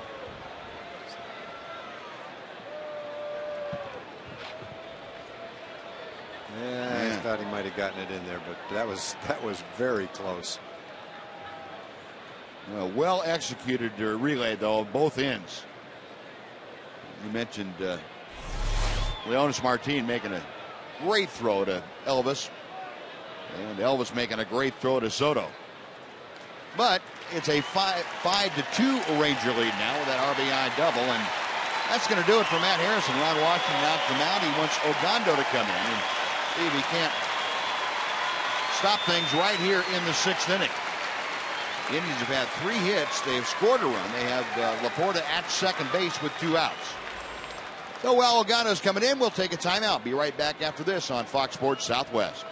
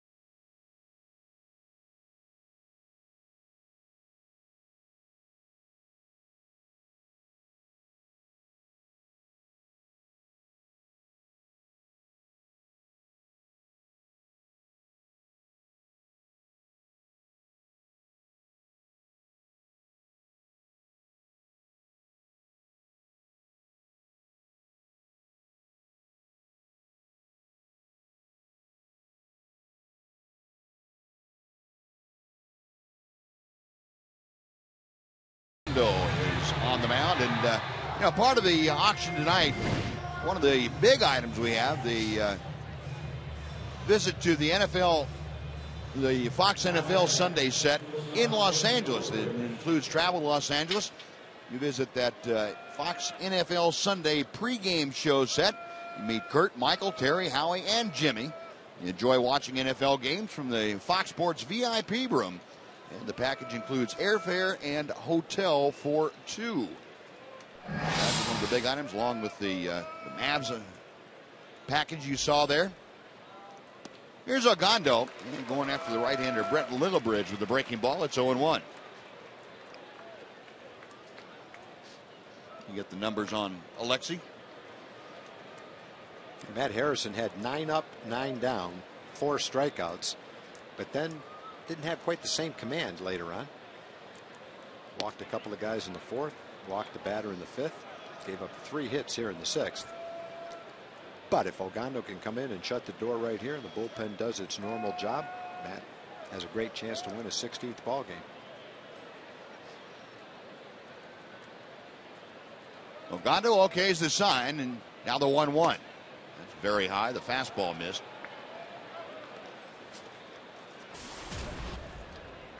Littlebridge tonight has struck out and walked. He scored the first Indian run off of Matt Harrison, that back in the 5th inning. Ogando on the hill for the first time since back on the 5th of September against the Royals. That was the game as that pitch is fouled out away. That was a game where, I think, Tom, both you and I were amazed that he was throwing the ball very well as far as velocity, but had no idea where a lot of the pitches were headed. No, and it's good to see him back on the mound, Buzz, because he was evidently experiencing a little bit of biceps tendonitis in Tampa. So to see him back on the mound is a good sign. Doesn't look like there's anything serious. Looks like he's throwing the ball fine tonight. But yeah, he was all over the place. And the count has gone full now to Littlebridge. Generally something you don't count on with him. Cody Allen, the right-hander, up in the Cleveland bullpen out in left center field. 5-2 in favor of the Rangers. The Rangers have been out hit tonight 5-4, but 3 Tribe errors have compounded the problems for Cleveland. Payoff pitch, and that's fouled away.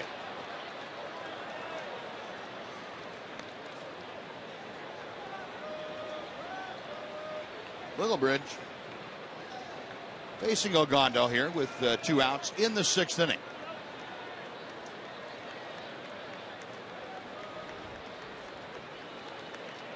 Matt Laporta, the runner at second, as you saw briefly in your screen.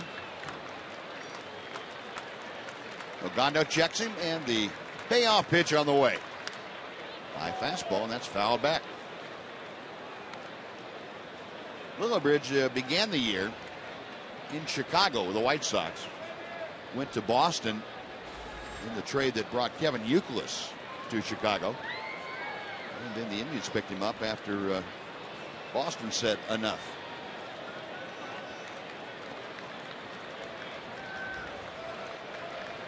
Again, the 3-2 pitch.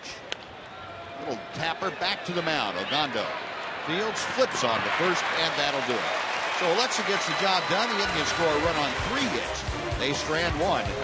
After 5.5, it's the Rangers 5, the Indians 2 on Fox Sports Southwest.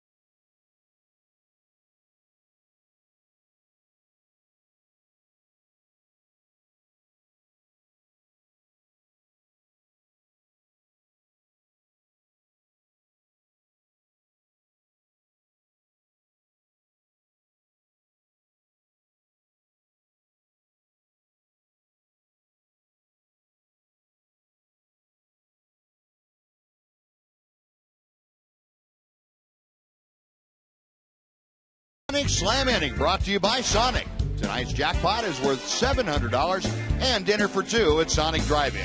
Tonight, the Rangers are hitting for Craig Bonner from Euless. And if a Ranger hits a grand slam this inning, Craig Bonner from Euless will win $25,000. You can register at any participating Sonic restaurant. Now Giovanni Soto to start things off, and he will be facing a new pitcher. It's the right-hander Cody Allen, who has come on to replace Ubaldo Jimenez, who worked the first 5 innings. Allen, pretty good fastball, working its way away from Soto at strike one. There are the numbers on Cody Allen. Yeah, the Rangers saw Cody Allen in Cleveland in one ball game. A little high on the walks, but also high on the strikeouts. 1 ball and 1 strike. Soto, a walk and a run scored. That was back in the second. Then he reached on an error in the 4th inning. That ball is hit pretty well left center field. Moving over to the gap and making the catch is the left fielder Thomas Neal. That is out number 1, and let's go to Jim Knox. Jim? Thank you, Buzz. Very special presentation right here. Captain Williams of Fort Hood. We are here with John Heike, the general manager of Fox Sports Southwest, John Blake of the Texas Rangers, and you have a presentation? Yes, I do. I would like, on behalf of all the soldiers and families serving at Fort Hood, we would like to present 2 certificates of appreciation to the Texas Rangers and to Fox Sports Southwest on behalf of taking care of all the soldiers and honoring them and remembering them around the world. Again, we are honored to serve our country.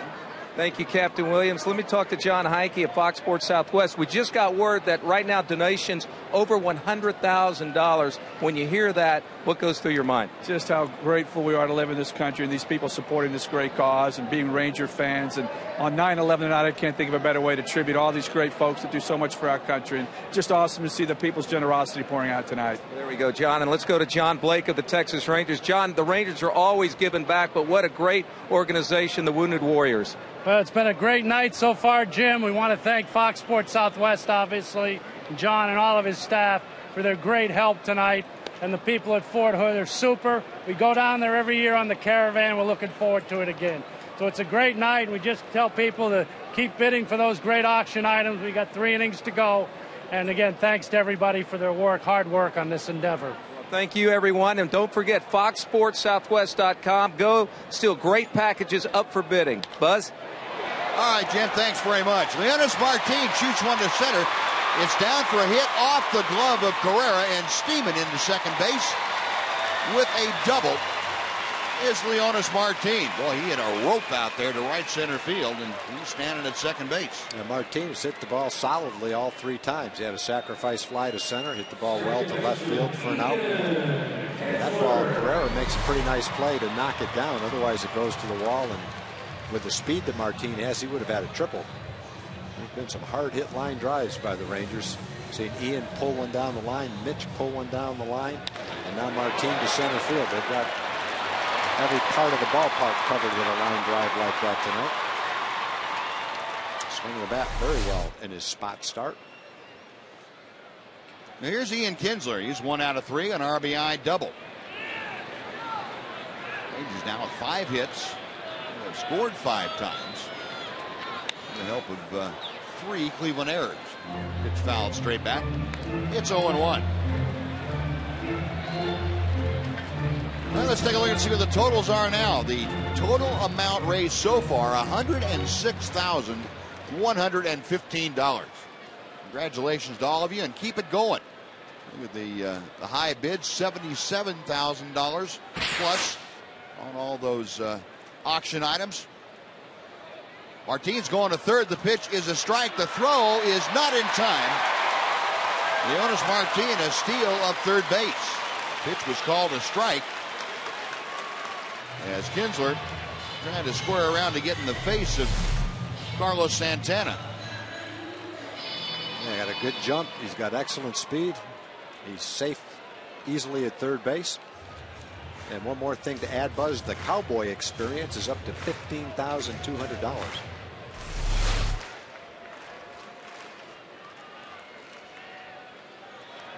No balls and 2 strikes. The Indian infield now all the way in. And Kinsler, a little check swing out to second. That's not going to get the job done. Giptus will throw on to first after checking Martin at third. And that's out number 2. And here comes Elvis Andrus. Ian didn't mean to do it, to try to get that bat back. Well, that's got to be irritating to a hitter. Run around third like that and have a check swing and the ball gets put in play. Yeah, he was ready for a good pitch to hit. Unfortunately, the pitch was up and in, and he realized it. But by the time he was able to check his swing, he'd already made contact with the ball. Well, Elvis doesn't have his hit against the Indian Jet. This will be a good spot to get it. Elvis, in his only at bat against Cody Allen, singled in the Cleveland series up there, and he takes low and outside for ball 1. Elvis, 2 fly balls and a walk tonight. 0 for 2 officially, and that batting average standing at .294.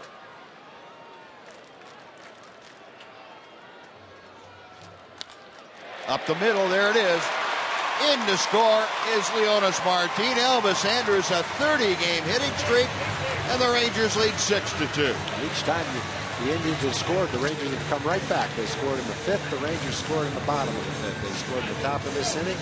And Elvis just makes sure the Rangers add on to their lead with a line drive. A lot of well-hit balls by the Rangers tonight. Just another one.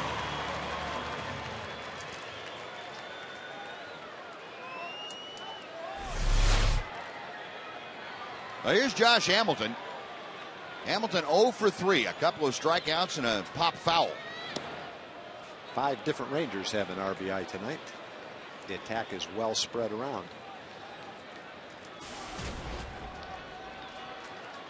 Hamilton also 1 at bat against Cody Allen, and he had a line drive single in that at bat. As a matter of fact, Elvis and Hamilton, the only 2 that singled off of Cody Allen.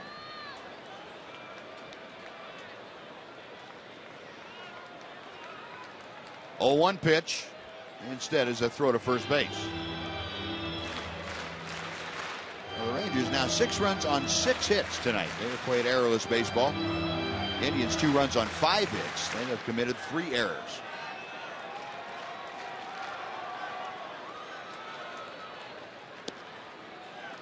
A ball and a strike to Josh.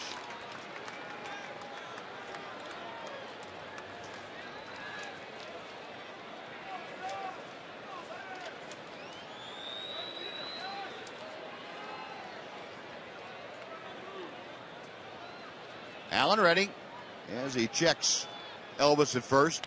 Pitch to Hamilton, good fastball, and that's fouled back. Got him on the hands. 1 ball, 2 strikes.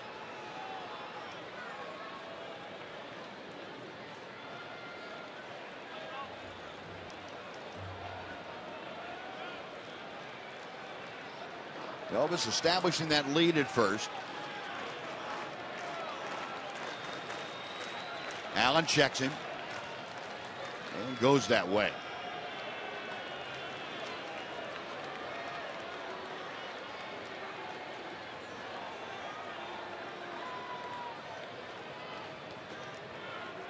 Hamilton, only the 5th player in Ranger history to have a 40 home run season.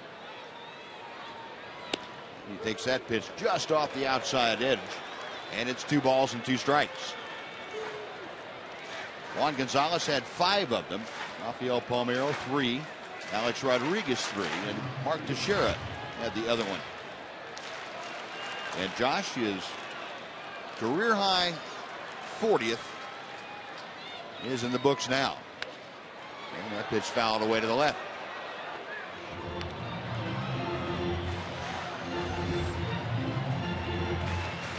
You want to get in on the bidding for the Wounded Warrior benefit, go to foxsportssouthwest.com. You can place your bids there on any one of the number of auction items we have. Great packages that have been put together. Hamilton, a drive to center field. Going back is Carrera, still going back on the track. Guy's going to lose 10 pounds running those balls down. He runs it down. But the Rangers come up with a run on 2 hits and leave 1. We finished 6. The Rangers lead 6-2.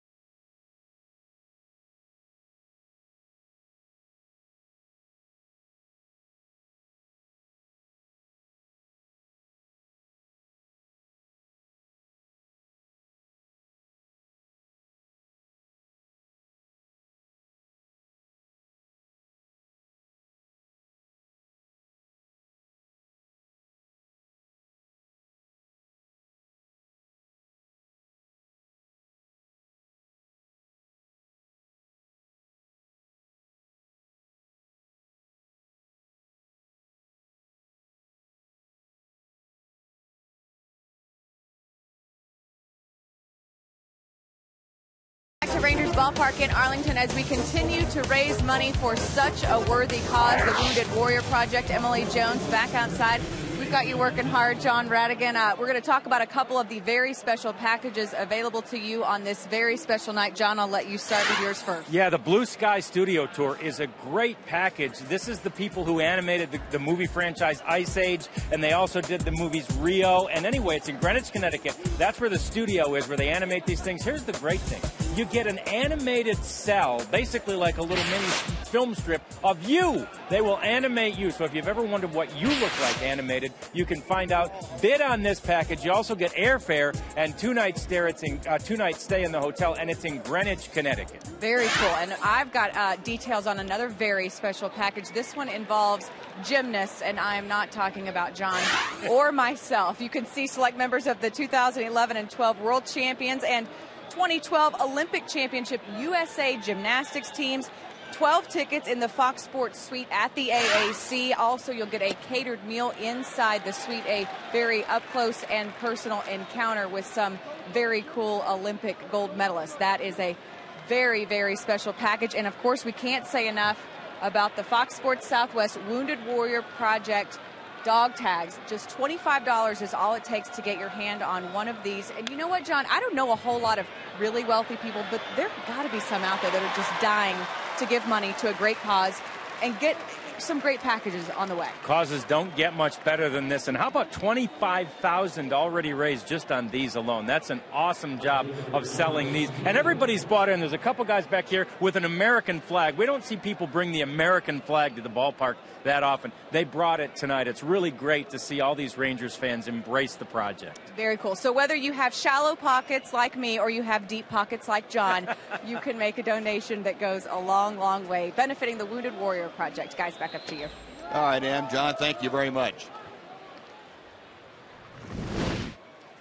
You know, there are the dog tags just for a $25 donation. You get one of these, and they are really good looking and be a nice thing to have as a memento of your participation in honoring the wounded veterans. Wounded Warriors Project. You know, the more you hear about it, the more impressed I think you get with the folks that are behind it, supporting it. Alexi Ogando missing inside to Thomas Neal. It's 2 balls and 1 strike. 1 out here in the top of the 7th inning. Rangers leading 6-4, or 6-2, I should say. They have that 4-run lead again. And that breaking ball gets the outside corner. It is 2-2. Neal tonight has lined to right field and been on via a fielder's choice. Ogando's 2-2 pitch. Little number down the first baseline. That's going to stay fair. A tough play. Ogando throws it away and out. The base runner is out for being out of the running lane. Boy, you don't see that called very often, but there's no argument from the Cleveland bench. They're right in line with the play. Well, is there going to be an argument? Let's see. That's the bat boy. There we go. There is going to be an argument. You don't see it called very often, but boy, the home plate umpire, Ed Hickox, was very emphatic with his call. I'll give him credit. He was right down there on top of the plate, too. He got out from behind home plate. And he acted trying to find out exactly. That's when the throw is made. Once that lane starts, which is the 45-foot mark, halfway between home and first, the runner has to be in that lane if there's a play made on him. Yeah, the hard part about that is that lane is to the right of the base. He's actually in perfect line with the middle of the base, but he's got to be on the inside of that base. Otherwise, he's going to be right in the path of the throw and risks having that call made. Yep. It's hard to stay in that lane and touch the bag. You almost have to run by it and reach out with your left foot and punch at it while you run by it to be in perfect compliance with the rule. So 2 outs now. Base is empty, and Ezekiel Carrera is the hitter. I'm going to wait for the ruling. I think that's a put out to the closest player, which would have been Mitch Moreland. I believe. Kurt Dykert told me it's a 1-3. A 1-3 gets credit for that on the interference from the runner, huh? Okay. Just like it would have been if there was no interference and he made the play. Now, I don't know. I'm going by the Baron on that one. Yeah, I'm going to write that one down. I trust him implicitly. Just put KD next to it if it's wrong. Breaking ball finds the outside corner to Carrera, and it's 1 ball and 2 strikes. If he's the producer of our show, I got to trust him completely. I just go with it. Yeah, I'm going with it. 1-2 pitch is popped up on the infield. Ian Kinsler coming down toward the mound and makes the catch, and that will do it. Side retired in order, and we've come to the 7th inning stretch. And please join us now as Chuck Morgan invites the fans to stand and honor America and all the patriots who serve it with the singing of God Bless America. In remembrance, we ask that you please rise as we pause to honor the men and women of our armed services, both at home and around the world. Tonight, we invite you to join in singing God Bless America with Staff Sergeant Alex Ivy. God bless America, land that I love. Stand beside her and guide her through the night with a light from above. From the mountains to the prairies, to the ocean white with foam. God bless America, my home, sweet home.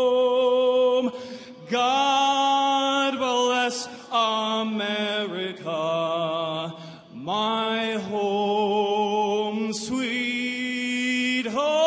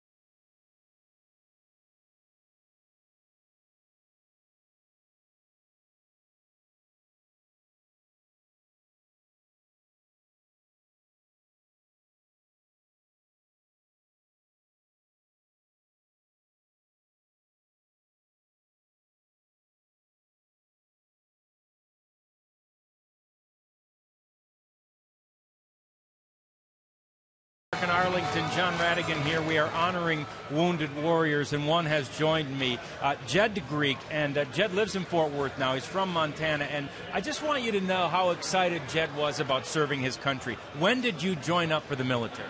I joined between my junior and senior year in high school. I was actually just after the day I turned 17. And you were allowed to do that then? Yes, sir. Yeah, and then you stayed in the military for 4.5 years, but you wanted to stay longer? Yes, sir. And why'd you get out? I got medically retired. Yeah, you couldn't stay any longer. No, doctors told me I was done. You were so excited to serve your country, and you just medically were unable to do it anymore. Yes, sir. And what does the Wounded Warrior Project mean for you?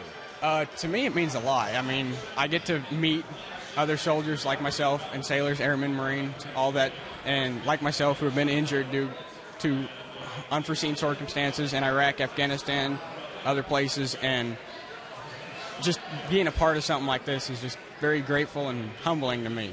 Well, in 4.5 years, he was deployed twice to Iraq. We appreciate your service. We appreciate you being here tonight, and we appreciate you and all of your comrades who are here tonight. And also, the big boss, John Heike, came by. He forgot to thank Southwest Airlines and the Omni Hotel, so thank you very much to them, big supporters of these guys and big supporters of our whole project here tonight, guys. Back up to you. All right, John, thanks very much. It's a Boy, the more you see these guys, the Wounded Warriors, and you get a feel for how much it means to them. I think that boy, we just can't do enough for them. No, I just admire the attitude that they have after what they've been through. Beltre skies one out of play down the right side. Now, this day in Rangers history is brought to you by McDonald's $1 drink menu. Last year on this day, Adrian Beltre, a couple of home runs. That was the only multi-home run game of the season that he had. The Rangers won 8-0 against the Oakland A's. And he lines this one to left center field. That is down for a base hit. Adrian, with his second hit, puts the brakes on as he goes around first. He had to put his flaps out to stop himself. They're laughing at that. He does everything with a player. Yeah. Watch him go around first base to stop right here. He had to put the reverse thrusters on. Yeah, it's like a plane landing. Oh, man. Now, Beltre, a leadoff single. He's now 2 for 4 with a home run and that single. And here's David Murphy. Snapped to first base. Murphy is 0 for 2, although he has run Ezekiel Carrero, the center fielder, half to death out there. Twice he has sent him into the gap in right center and almost to the wall each time with a shot. Carrera is able to run him down. Well, we showed a couple of those in the highlights of David we did in the pregame show. He ought to go to that little stroke, kind of like the tennis volley. Yeah. Right over third base. Yeah. That works pretty well, too. Little lob shot. Yeah, then Carrera won't be able to catch it. Pitch down and away. It's 1 ball, 1 strike. We have to make a correction. That scoring play on the play at first where the runner was out, that is 3 unassisted. So, no. Yeah. Barron was wrong. Yeah, we just. He said he was told it was 1-3. I should have asked who told you. Boy. Yeah. Now he says he's been told they changed it back to 1-3. Maybe they don't know. That could be too. This is going to be a tough call. There's people scoring at home that use ink, you know. Yeah, there's some of us up here that use ink too. And there's smart people that use a pencil. One thing I do, Buzz, I've got these pencils that I use. My eraser wears out way before the lead. Yeah. Yeah.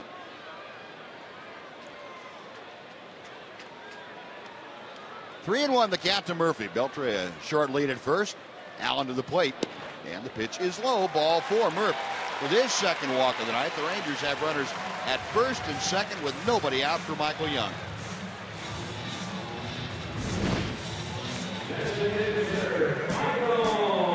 To honor and empower the Wounded Warriors, more than 34,000 members of our armed forces have been severely injured during the current wars on terror.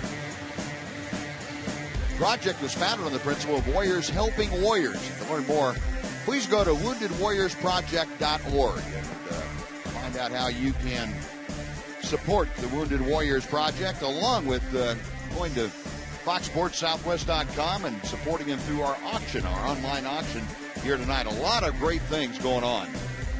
Even as little as a $25 donation will get you one of these great dog tags that commemorate the Wounded Warrior Project.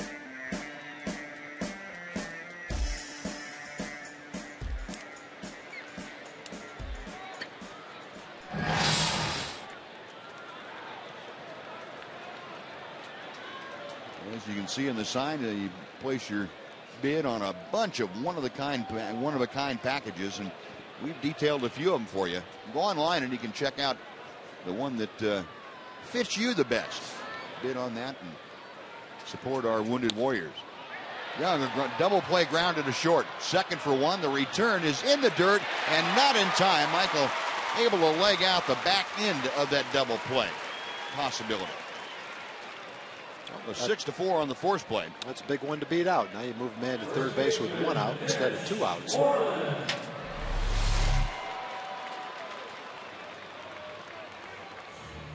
Not a great throw to the second baseman. Nice play by the first baseman, Kanzler, to field that ball on top. Well, here comes Manny Acta, and with Mitch Moreland coming up, Manny Acta has seen enough from Cody Allen, so the right-hander is going to be removed, and we'll have the left-hander coming on while he makes his way in from the bullpen. We will take a timeout. Rangers leading 6-2, looking for more here in the 7th. Right back after this on Fox Sports Southwest.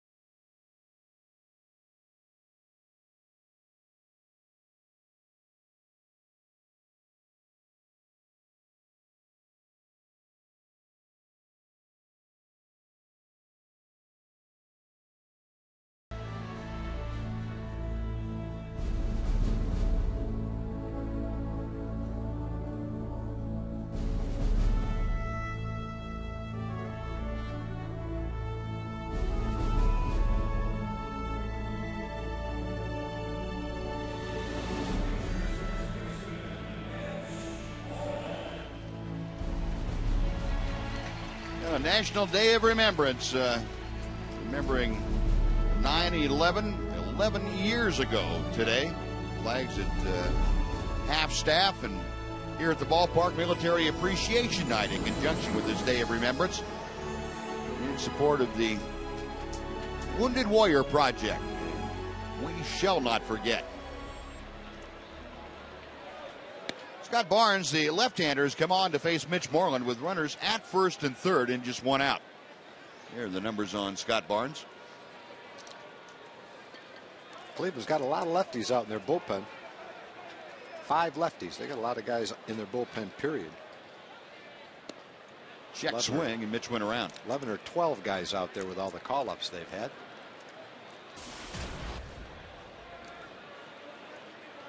Mitch's double came back in the second inning. He had a shot down in the right field corner and eventually scored in that 4-run Rangers second inning.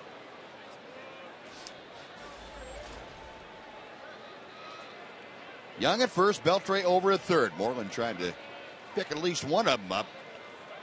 Rangers have scored in each of the last 2 innings. Barnes back to the plate. A ball and 2 strikes. Well, now we get word that they have changed it back. It's a 1-3 on the play last inning. I just left it the way it was. So Kurt Dygert can rest easy. His reputation, such as it is still intact. That's why I never even erased mine. I believed in it. Moreland shoots one the other way into the club level of seats. It's still a ball and 2 strikes. Do we have a drop up there? Yeah, we had a drop.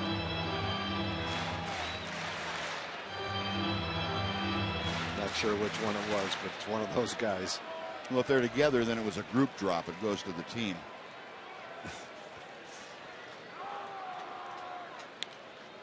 Moreland pops it up. This one will stay in play. Santana, the catcher, in foul ground, makes the grab. That is out number 2. And Beltre is staying at third. Young staying at first. Now 2 away, and Giovanni Soto will come to the plate.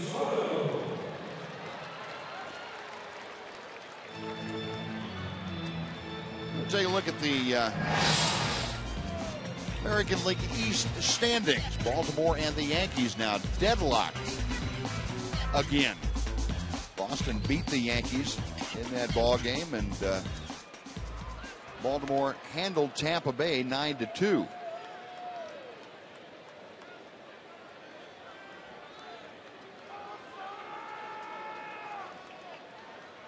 Soto tonight has walked, scored a run. He takes a strike here. 0 for 2 officially. He reached on an error and fly to left field.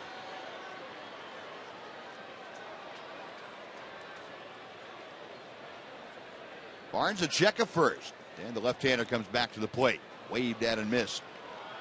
Pretty good changeup from Scott Barnes. Variety of off-speed pitches. And Soto now down to the count, a ball and 2 strikes.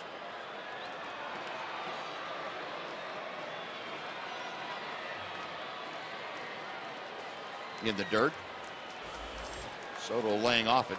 Here's the score from the West Coast. The A's, who won last night 3-1 over the Angels, are leading now in the top of the second inning out there, just underway. And take a look at the Western Division, the Subway Western Division standings for you.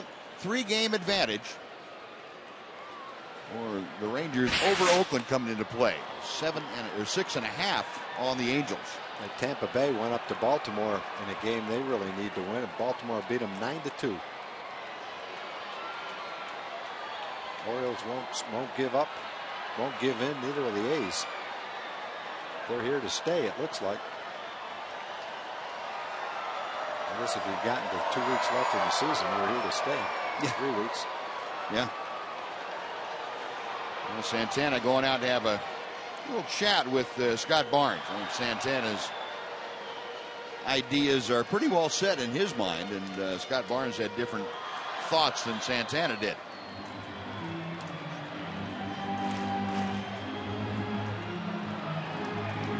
Soto back in there. Well, one of the more undervalued package. We have to say that's our Fox Sports Southwest behind the scenes. For the $8,600. Soto swings and pops it up on the right side. Kipnis in shallow right field. The second baseman makes a grab, and that'll do it. Rangers can't score. They get a base hit and a walk in strand 2. We're going to the 8th inning. It's the Rangers 6, the Indians 2 on Fox Sports Southwest.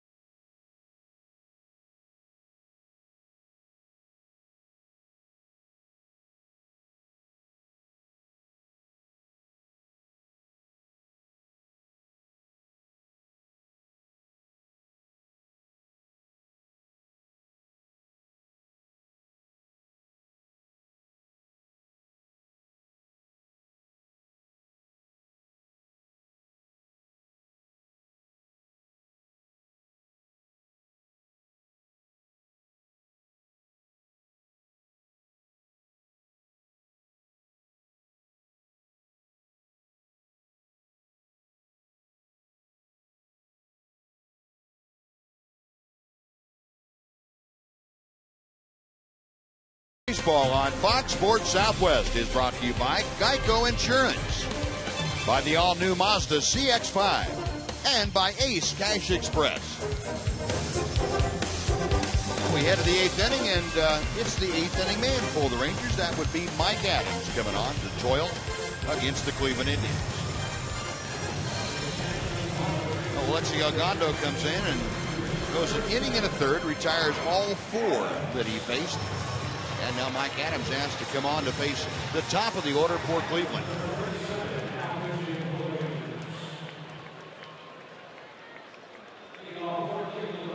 Get the numbers on Mike. He will face Shin-Soo Choo to start things off. Jason Kipnis and Carlos Santana to follow. Mike last work against Tampa through an inning in that Ranger win, came up with the victory in extra innings that the Rangers were able to garner down there in game 2 of that 3-game series. And the first pitch to Choo is a knee-high strike. Choo tonight 0 for 2. Strikeout, a ground out, and a walk.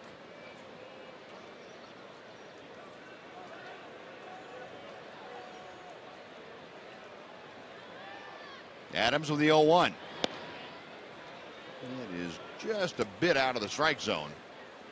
1 ball, 1 strike. You saw Giovanni Soto really framing that pitch, giving Ed Hickox a real good look at it, but he would not ring it up.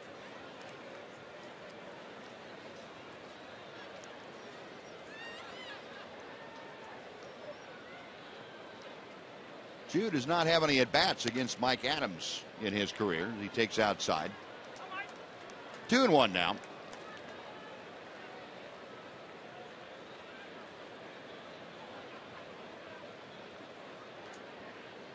Adams and all of the Rangers wearing that American flag on the commemorative caps here tonight.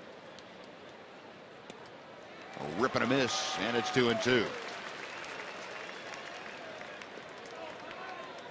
Choo is one of the few Indians having a decent year. He's hitting .280.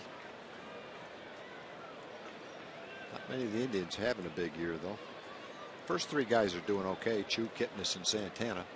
Santana walks a lot to go along with a fairly low average. Gives him a decent on-base percentage, though. That pitch just outside. The count has gone full.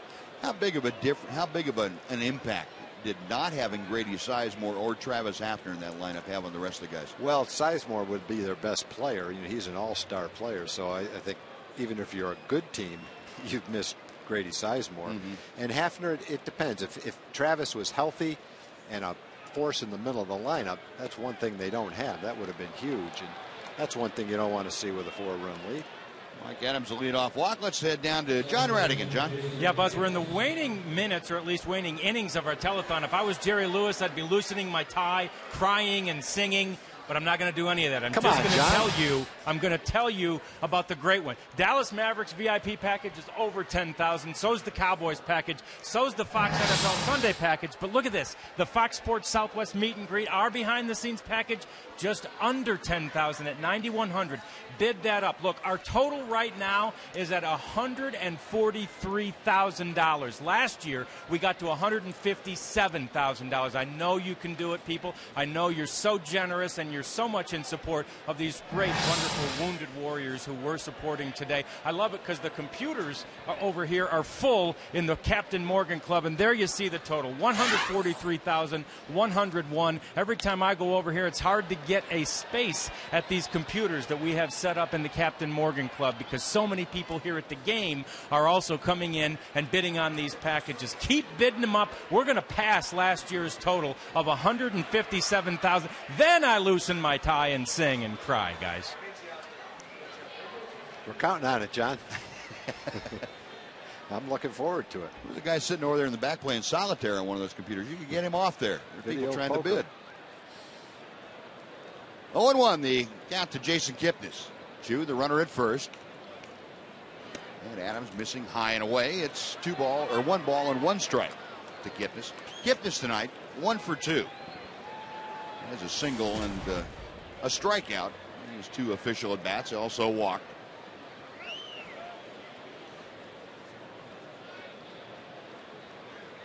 Matt Harrison walked 3 in his 5 2/3 tonight, and Mike Adams has walked the first man he faced. He gets a strike there on the outside corner. It's 1-2. The Ranger bullpen, though, has really been great in the second half of the season. They've been good all year long, but They have just been as solid as you could want to be. That breaking ball is a little bit low, and it's 2-2 now to Kipnis.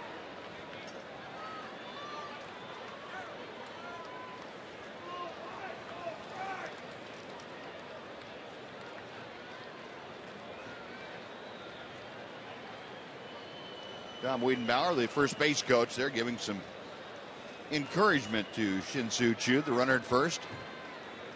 2 balls, 2 strikes. And Adams will go that way with a toss.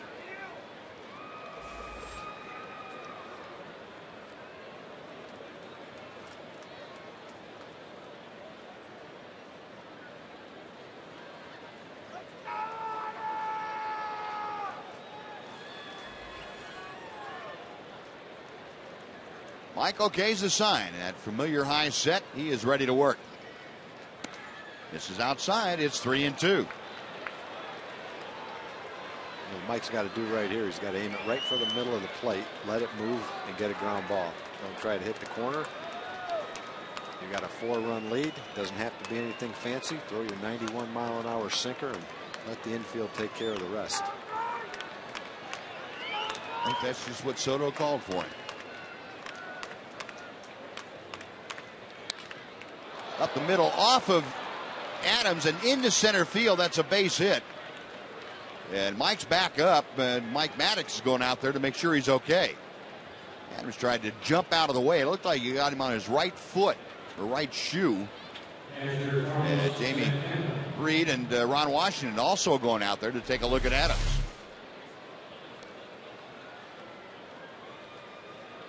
Got him on calf. Calf, yeah. Got him on the right calf, so hopefully that glancing type blow wasn't too much of an impact for him. Calf's a tough spot to get hit in. There's not a whole lot of margin for error down there, that muscle, and then just got him on the back of it.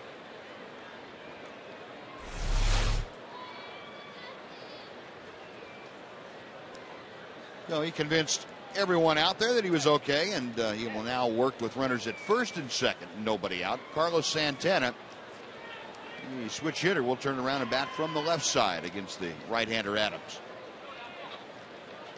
Santana grounded into a double play each of his last 2 times up. Pretty sure Mike Adams would be thinking, let's make that a trifecta here. Andrews playing right behind the runner, Chu, at second base. Rip and a miss. It is 0-1 to Santana.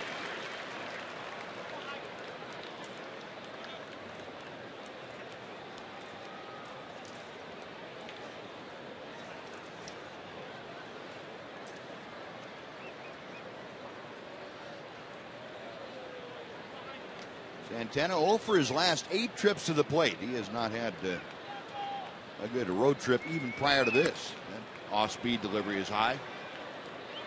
Minnesota series that saw the Indians lose 3 out of 4. Santana just went 3 for 16.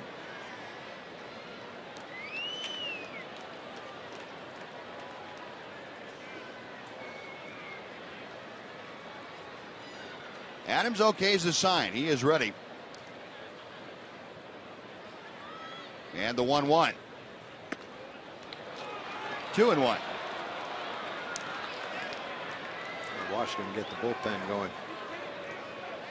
Nobody out. Got a 4-run lead. Mike's having a hard time throwing strikes. 15 pitches, 9 balls, and 6 strikes.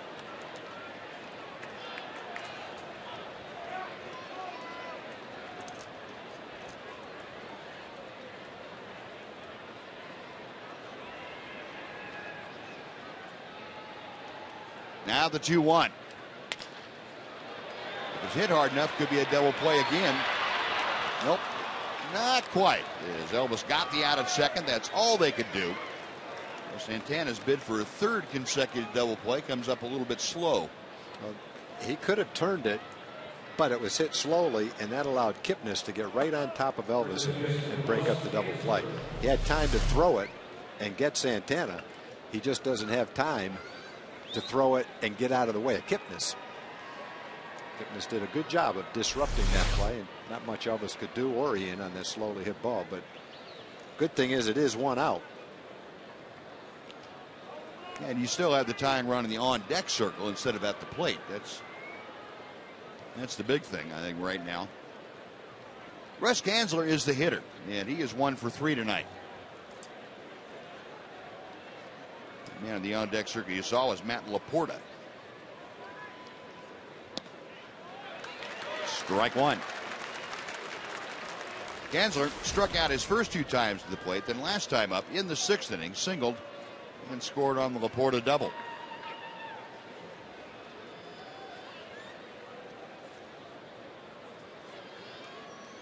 Chew the runner at third, Santana at first. And the pitch wide, it's 1-1.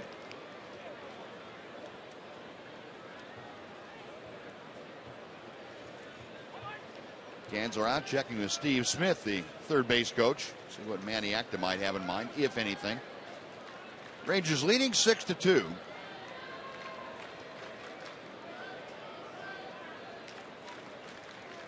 Adams' next pitch. And it's a ball and 2 strikes. Mike got away with one there. Gansler pretty much on that cutter. He was up in the zone.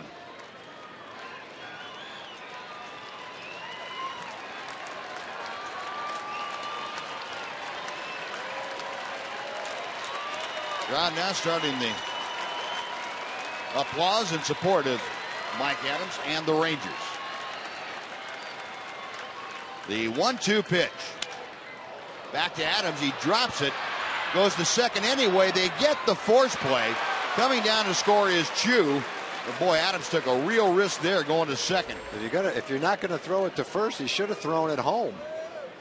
He had the guy from third at home by 5 feet. The worst of the 3 choices, home, second, or first, was definitely second base. It took a great play by Ian, but watch where the runner is at third base. All you have to do is throw it home, and you've got the lead runner. But it's a second out, so that's a good thing, and the Rangers do have a 4-run lead, but that's a nice play, hanging tough by Ian. There's a lot of middle infielders would have been diving out of the way of that runner coming in. Ian stood his ground and made the play. No, it's now a 6-3 Ranger lead. Mike Adams out there listening to Mike Maddox. And some very pointed information being given by Mike Maddox. Ian Kinsler explaining things to Elvis Andrus, saying, I almost got killed. You see that? Adams threw me a surgery ball. Now watch where the runner is at third right now. You've got him at home by 20 feet. You're not going to turn a double play on that ball. So the safe play is to get 1 at first base with a 4-run lead. If you're not going to do that, then throw it home.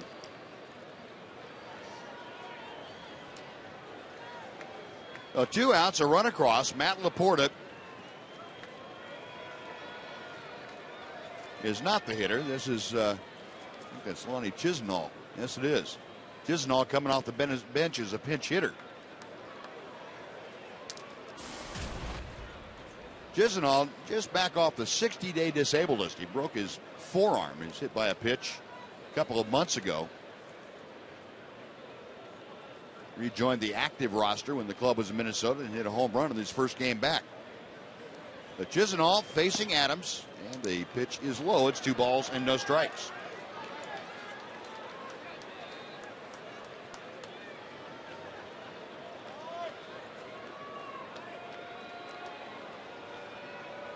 Chisenhall for the season, as you saw, 280, the average, 4 home runs and 10 driven in.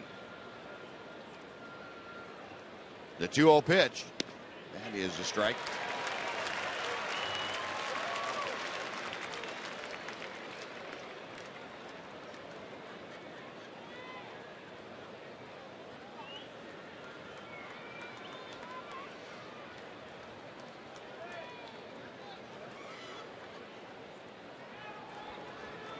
Adams back to him.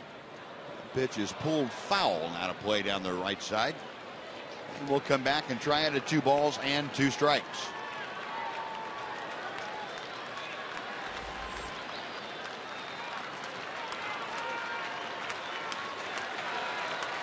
So Mike trying to shut down this inning.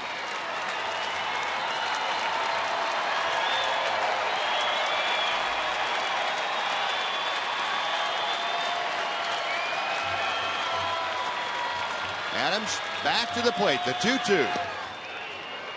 Taken just a bit low, and the count has gone full. Oh, with the 3-2 count, now Kanzler can be often moving with the pitch. If Chisenhall keeps this inning alive, Brenton Lillibridge is waiting in the on-deck circle.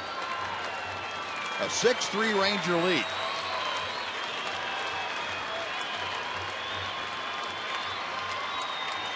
Adams with the payoff pitch. Outside, ball 4, and that will bring the tying run to home plate here in the 8th inning. Wash got to make a move here. He is on his way, as Mike Adams has had 2 walks in the inning. That in and of itself is very uncharacteristic. But he has just not been able to command the strike zone. Koji Uehara and Tanner Scheppers, both right-handers, and looks like they want Koji to come into this ball game. Well, the veteran, the 37-year-old Koji Uehara, will come on with runners at first and second, 2 outs. A run across here in the 8th inning. While Koji comes in to take his warm-up tosses, we'll take a timeout on Fox Sports Southwest.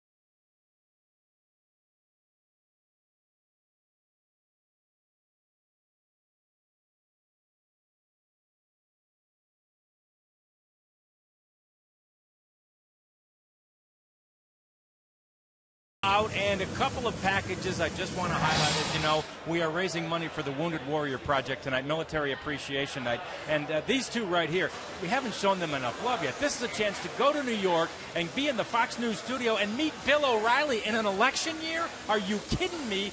Do you have any idea how many great things he would have to say? FC Dallas, and Shellis Hyman's doing such a great job with FC Dallas. 4 tickets to a game, and we haven't even named the date. You get to agree upon the date. You get an autograph session after the game. Also, this is a big one, a movie premiere, a Fox movie called Chasing Mavericks. It's got to be on a specific date, October the 18th, but you are on the red carpet. You're meeting the stars of this movie. You're behind the scenes. It's a very special premiere. Go online, foxsportssouthwest.com, and bid that one up. And finally, the Texas Motor Speedway VIP package. 4 Victory Lane Club Suite tickets, 4 concert and pit passes, and it's all for the race that's on November the 4th. Remember, it's the Chase for the Cup that's going on right now. That's the second to the last race of the season. Here are the totals. $151,801. Last year we got to $157. We're counting on you to be more generous and get us over that total this year. How about the number of the cash donations? Almost 8,000, and the dog tags have sold $50,000 worth. We're awfully proud of the dog tags. We've literally had to reorder 4 times on the dog tags, and we'll keep reordering if you keep spending $25 on these dog tags. Buzz and Tom, back to you. All right, John, thank you very much. Koji O'Hara on, and he was supposed to face Brent Lillibridge, but Casey Kochman has come off the bench to pinch hit for Lillibridge. Runners at first and second, and Kochman takes a knee-high strike. Kochman at .224 for the year with a dozen home runs and 49 driven in. Yeah, this is a game, Buzz, that against the Indians with our bullpen, you would normally say is pretty much a foregone conclusion that the Rangers are going to win. And they would shut down the Indians late in the game. But we're giving the Indians an opportunity here in the 8th inning. The 2 uncharacteristic walks kind of open the doorway for them right here. Cozy can close it on him. Cozy's got to be careful with Kochman because Kochman does have a home run off him in 3 at-bats. In fact, he's got a home run and a double. He represents the tying run in this ball game here in the 8th inning. O'Hara, check of second, and the pitch just a little bit low, and it's 2-2.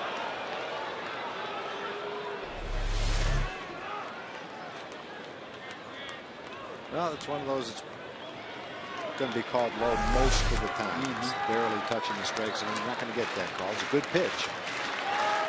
Not quite high enough to get a call.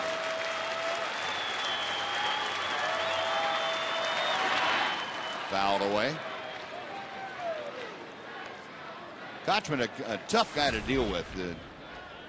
Even though the average doesn't tell you much, 224 or that 204 batting average in pinch hitting. He can be a very tough customer because he's hard to strike out, and he uses the entire field. Gets a piece of that fastball. And the count remains even. Got 2 aboard with a run across and 2 outs. Russ Kanzler, the runner at second base. There's the strikeout ratio in the American League leaders. See Kochman 5th on that list. Kanzler and Chisenhall, the runners at second and first. Line drive, base hit center field. Kanzler around third will score. Throw comes into the shortstop, and Casey Kochman a pinch hit RBI single. It's a 6-4 Ranger lead. Well, he threw him a splitter, but he threw it right down the center of the plate. To keep it down, maybe you hit it more off the end of the bat, but he'd seen a couple of splitters in that at bat, and this one is right in the center square and up.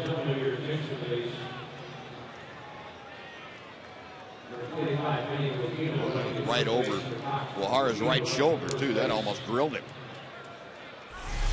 Well, the tying runs are on base now, and another pinch hitter. 3 consecutive pinch hitters being brought up there by Manny Acta. This is Michael Brantley.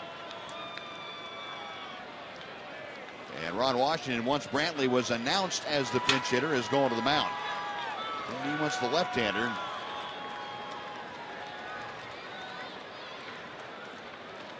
He signaled, the umpire signaled for a left-hander, but Tanner Shepard's the only one I saw out there throwing. And that is going to be who it is. So the umpire said bring in the left-hander, assuming the matchup is what he wanted. And Ron said, nope, I want the right-hander. I want the hard-throwing Tanner Shepard. So Shepard's coming on. He'll be the 3rd pitcher in the inning. And while he makes his way in from the bullpen, we will take another timeout with the Rangers leading 6-4. We're on Fox Sports Southwest.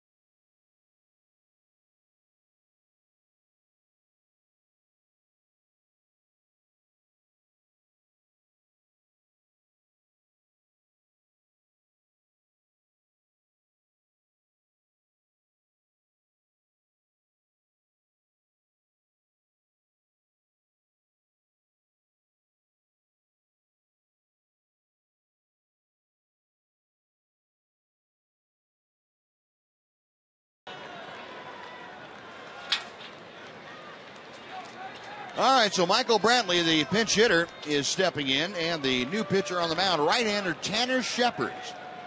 You got runners at first and second. The tying runs aboard. Rangers leading 6-4 as you get a look at Shepard's numbers. And the first pitch to Brantley is a fastball fouled back. It's 0-1.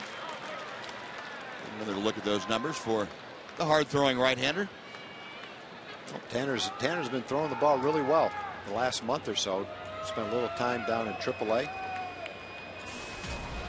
Called back as soon as they could get him back to the big leagues because he's been a big part of the bullpen success. Next pitch to Brantley. Here's a good curveball, and it's 0-2.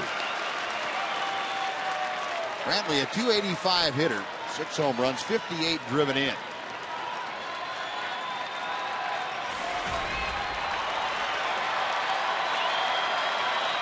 .262 in these situations this year.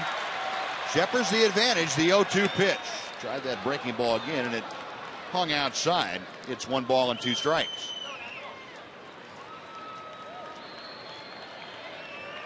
Shepard's working to Brantley. The Indians have scored twice here in the 8th inning. They have narrowed the lead to a 6-4 contest. Ronnie Chisenhall, the runner at second.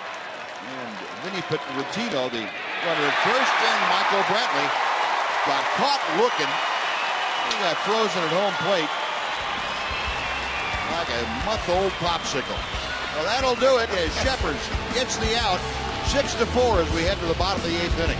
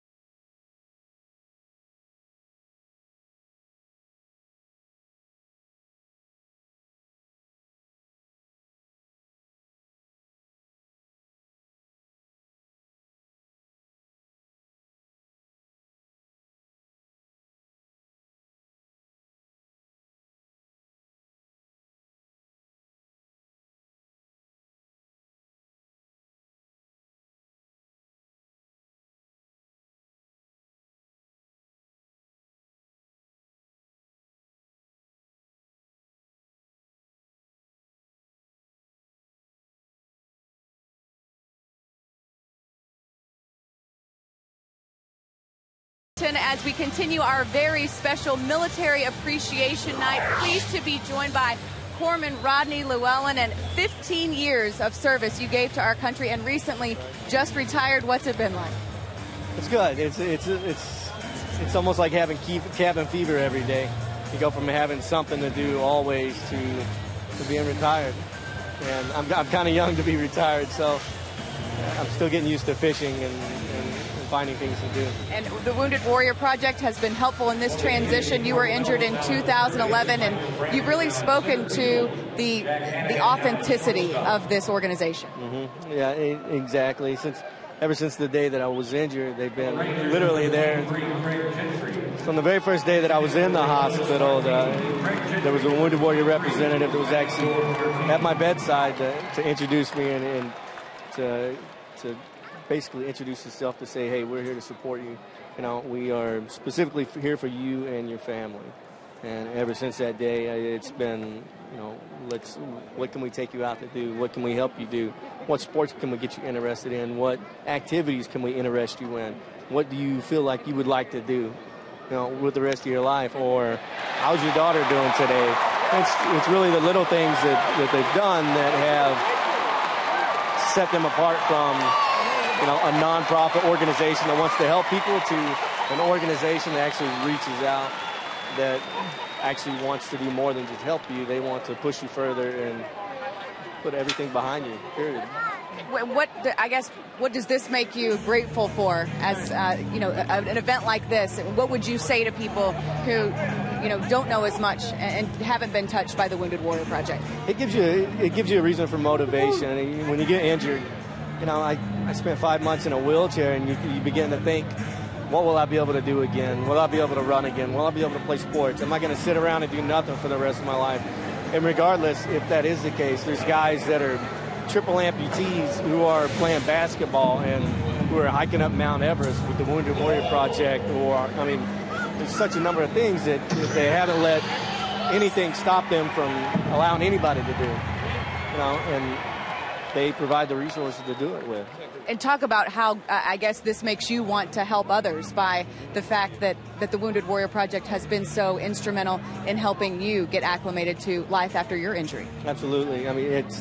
It's in no small part that what they do does cost money. They began helping me in Germany when I had my first surgery, when I first came out of Afghanistan. And that's no easy part. The American military doesn't say, hey, Wounded Warriors, what can we help you to do? They take it on their own, and it's done with donation. It's done with with money, and it's without donations it can't be done.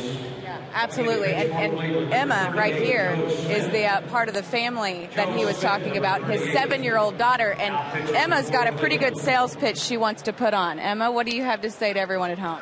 Help our soldiers. Help our soldiers. Just over $160,000 raised so far. I think Emma's plea right there is good enough for another at least 40 grand. I know you guys are out there, gentlemen. All right, man. Yeah, you sold me. And our updated totals, we are at 160,801. We appreciate that. We've got some time left, so get on there to foxsportssouthwest.com and put those bids in for those great packages. And remember, just a $25 donation to get you a great-looking dog tag, great memento. And let's go to Jim Knox. All right, Buzz, real quick time for the Progressive Fan of the Game. It has to be Joel on fan, not only Military Appreciation Night. This is a former Marine. We'd like to say thank you very much for all you've done. Also, congratulations, Progressive Fan of the Game. Is there anything you'd like to say, Joel? Thank you. I want to say God bless all the troops around the world, and go Rangers. World Series, baby. There we go, Joel. Appreciate it. Thank you very much. Buzz. All right, Jim, thank you. Now, Joe Smith, the side-wheeling right-hander, on now to face Ian Kinsler with Craig Gentry, who is a pinch hitter, doubled in the right field corner. Good bunt by Kinsler. That will advance Gentry to third base. He's there with one out now as Joe Smith made the play on the sacrifice bunt from Ian. And Joe Smith, the right-hander, in there. Yeah, good setup reliever. Has been for a couple of years for the Indians. And this is a situation, new pitcher. Ron Washington doesn't shy away from the squeeze play right here with Elvis. Good runner at third, good bunter at the plate. It's always a possibility. And usually likes to do it early in the count, like first pitch. Yeah. Now here's Elvis, infield all the way in. No bunt there, and he takes a strike at the knees. Infield in at every position. Hanahan, the new shortstop. And Phelps, the new third baseman. So a new left side of the infield for Cleveland. Gibness and Kinsler still on the right side. And Elvis a chopper over the mound. That will not get the run home as Gentry didn't read the chopper off the bat. And he stays at third. That is out number 2. And Josh Hamilton now coming up. Yeah, Craig's a tough one to read because Craig's not sure whether Smith is going to field it or not. He takes a hop just over the pitcher's head. The shortstop is playing in, and I think if he went right off on contact, he probably could have beaten the shortstop. But if it went back to the pitcher, then he would have been a dead duck. Kind of a tough call for a base runner. And the intentional walk is going to be issued to Josh Hamilton. So Hamilton, who is 0 for 4 tonight with a couple of strikeouts, will be issued the intentional pass. That will set up runners at first and third. Manny Actis saying, you got to pick your poison. I'm going to go with the right-handed matchup of Smith against Beltre.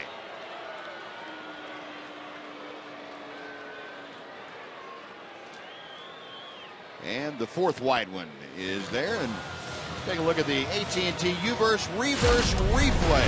And stepping into the batter's box now, Adrian Beltre, a titanic home run as far as height. That thing had to go 200 feet in the air before it came down just outside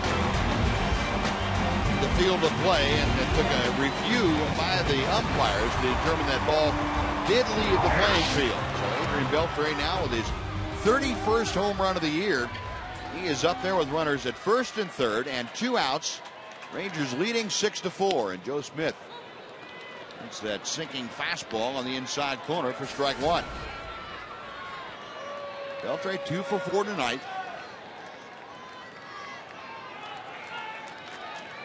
Trying to get the Rangers some insurance. And sidearm breaking ball is low and outside. A ball and a strike from Joe Smith. Beltre has scored a couple of runs tonight. Reached on an error to start off the Rangers' second inning. Came around to score as part of that 5-run or 4-run inning. And he grounds into a fielder's choice as Hanahan goes to second. Kipnis takes it for the force, and that'll do it. The Rangers leave runners at the corners on a hit and a walk. We're going to the ninth. It's Joe Nathan time at Rangers Ballpark with Texas on top, 6-4.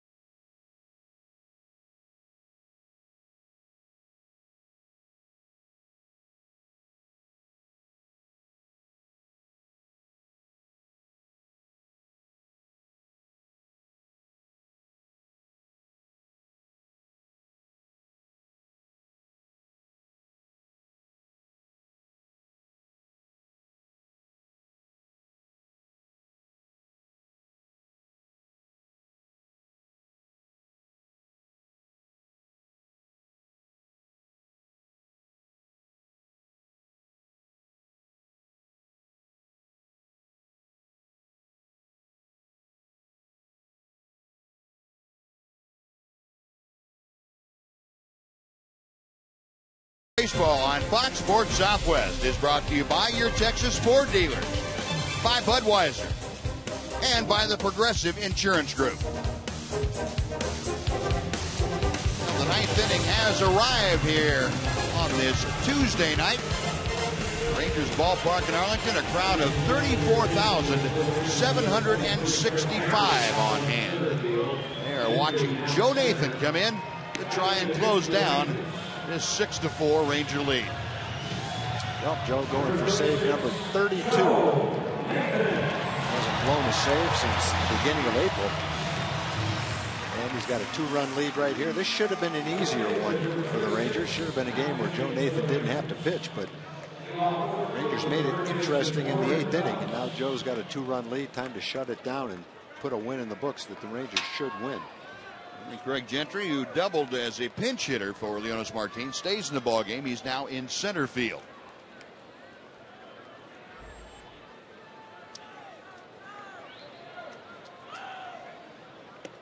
And the first pitch from Joe Nathan is just a little bit outside. Cord Phelps is the hitter. Phelps took over at third base in the bottom of the 8th inning. So he is leading off the 9th against Nathan. Rip and a miss. 1 ball, 1 strike.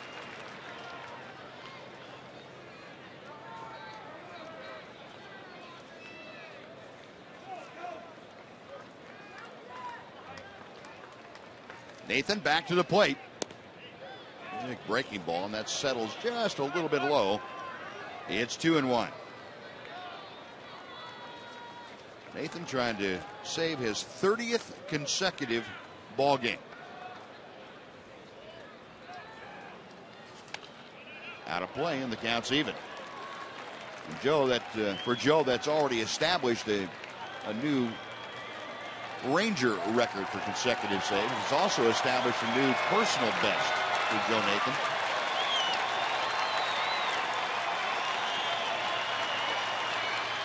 Yeah, 27 in a row back in 2004. The 2-2 pitch.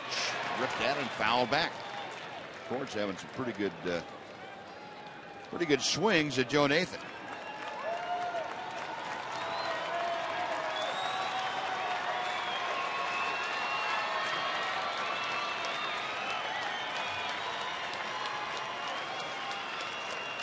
Nathan gets that ball rubbed up and takes his position in a side saddle on the pitching rubber. To the wind he goes. Again, the 2-2. Got him swinging.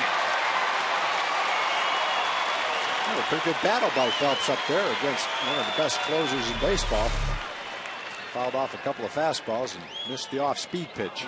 Strike 3. Get that leadoff hitter. Keep the tying run from coming to the plate. Matt Harrison has a chance to go to 16-9. Talking to a pretty good pitching guru right next to him, Mike Maddox's brother Greg. He won 16 games or more for ever 15 straight years, I think it was. Greg Maddox, Hall of Famer. I know Matt's listening intently too. he wants to hear all that stuff. I would too. I'd like to talk to him as a hitter. Yeah. Ezekiel Carrera up there trying to get aboard. A 2-run ball game with 1 out here in the 9th inning. Carrera 1 for 3. Had an RBI single back in the 5th. Nathan's 1-0 pitch. Joe's bunt pulls the bat back and it's a strike anyway.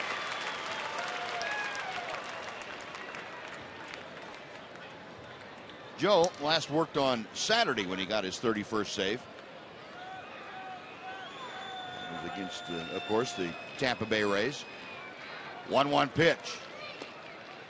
All strike. It's 1-2. Doesn't he know that Adrian Beltre is playing third base? We want you to bunt at the third, kid. Go for it.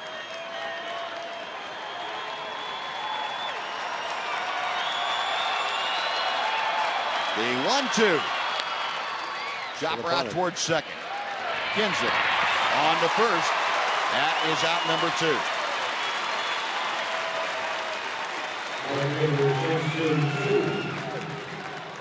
So Matt Harrison in line to win his 16th game of the year.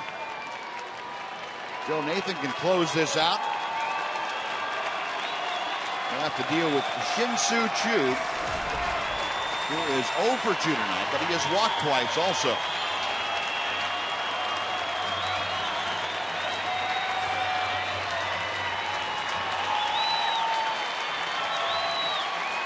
Choo, 2 out of 10 lifetime against Joe Nathan. As he looks at a breaking ball that's just off the mark. 1 ball, no strikes.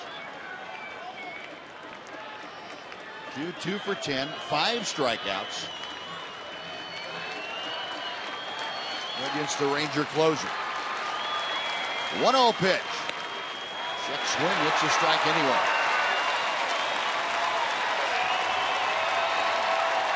Well, this crowd of 34,765 standing and cheering in anticipation of Joe Nathan closing this out. 1-1 pitch.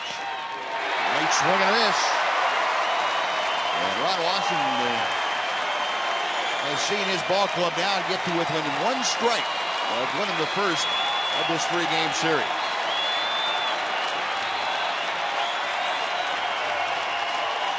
Everybody on their feet. The 1-2 pitch. just outside.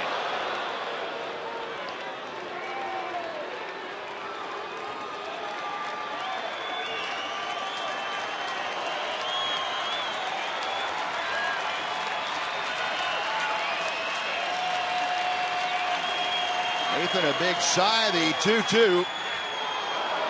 Just missed again. The count has gone full.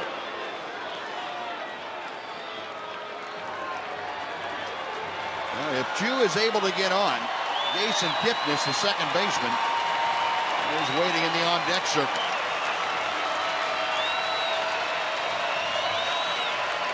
Military Appreciation Night, and the military is appreciative of what they're seeing here. Payoff pitch. Foul back.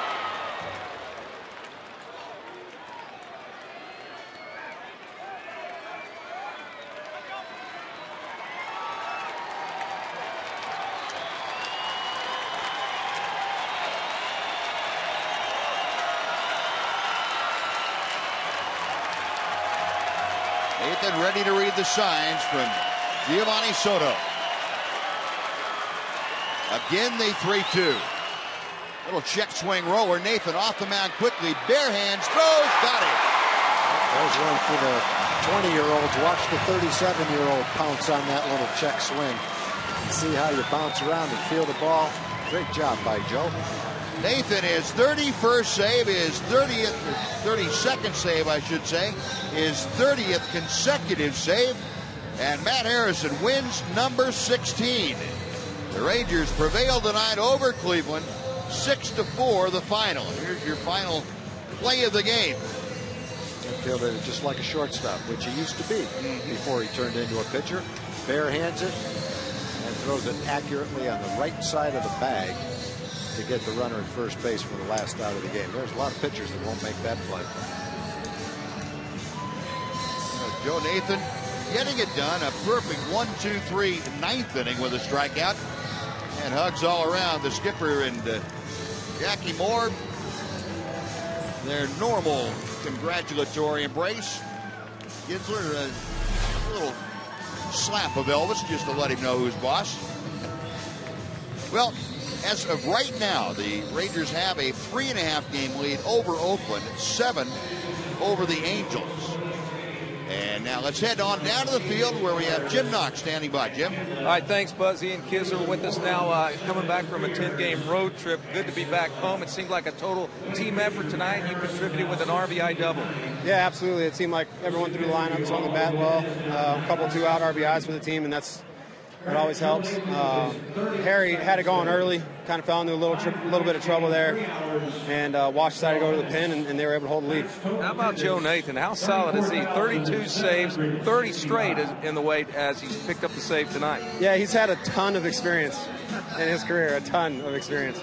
No, but Joe's great. He's great to have back there in the ninth and close the games for us. How exciting is this for you now, Ian? We're on a Tuesday night. The house is just about packed. Coming down the stretch run, final month of the season in the pennant chase right here, and you guys playing good baseball. Yeah, I mean, load up the stadium, get the fans out here, get as loud as we can, coming down here in September and trying to close this thing out. It's always nice to play in front of a home crowd. There you go, Ian. Appreciate it. Thanks for the time. Buzz? All right, Knoxy, thank you. Quick reminder, folks, you can still go on FoxSportsSouthwest.com and increase the total that we have by bidding on the auction items. $173,000 so far. We want to get that as high as we possibly can, honoring or I should say benefiting the Wounded Warriors Project. Well, when we come back, Rick Renner and Mark McLemore will wrap things up. Rangers 6-4 win tonight in Game 1 of this 3-game series with the Cleveland Indians.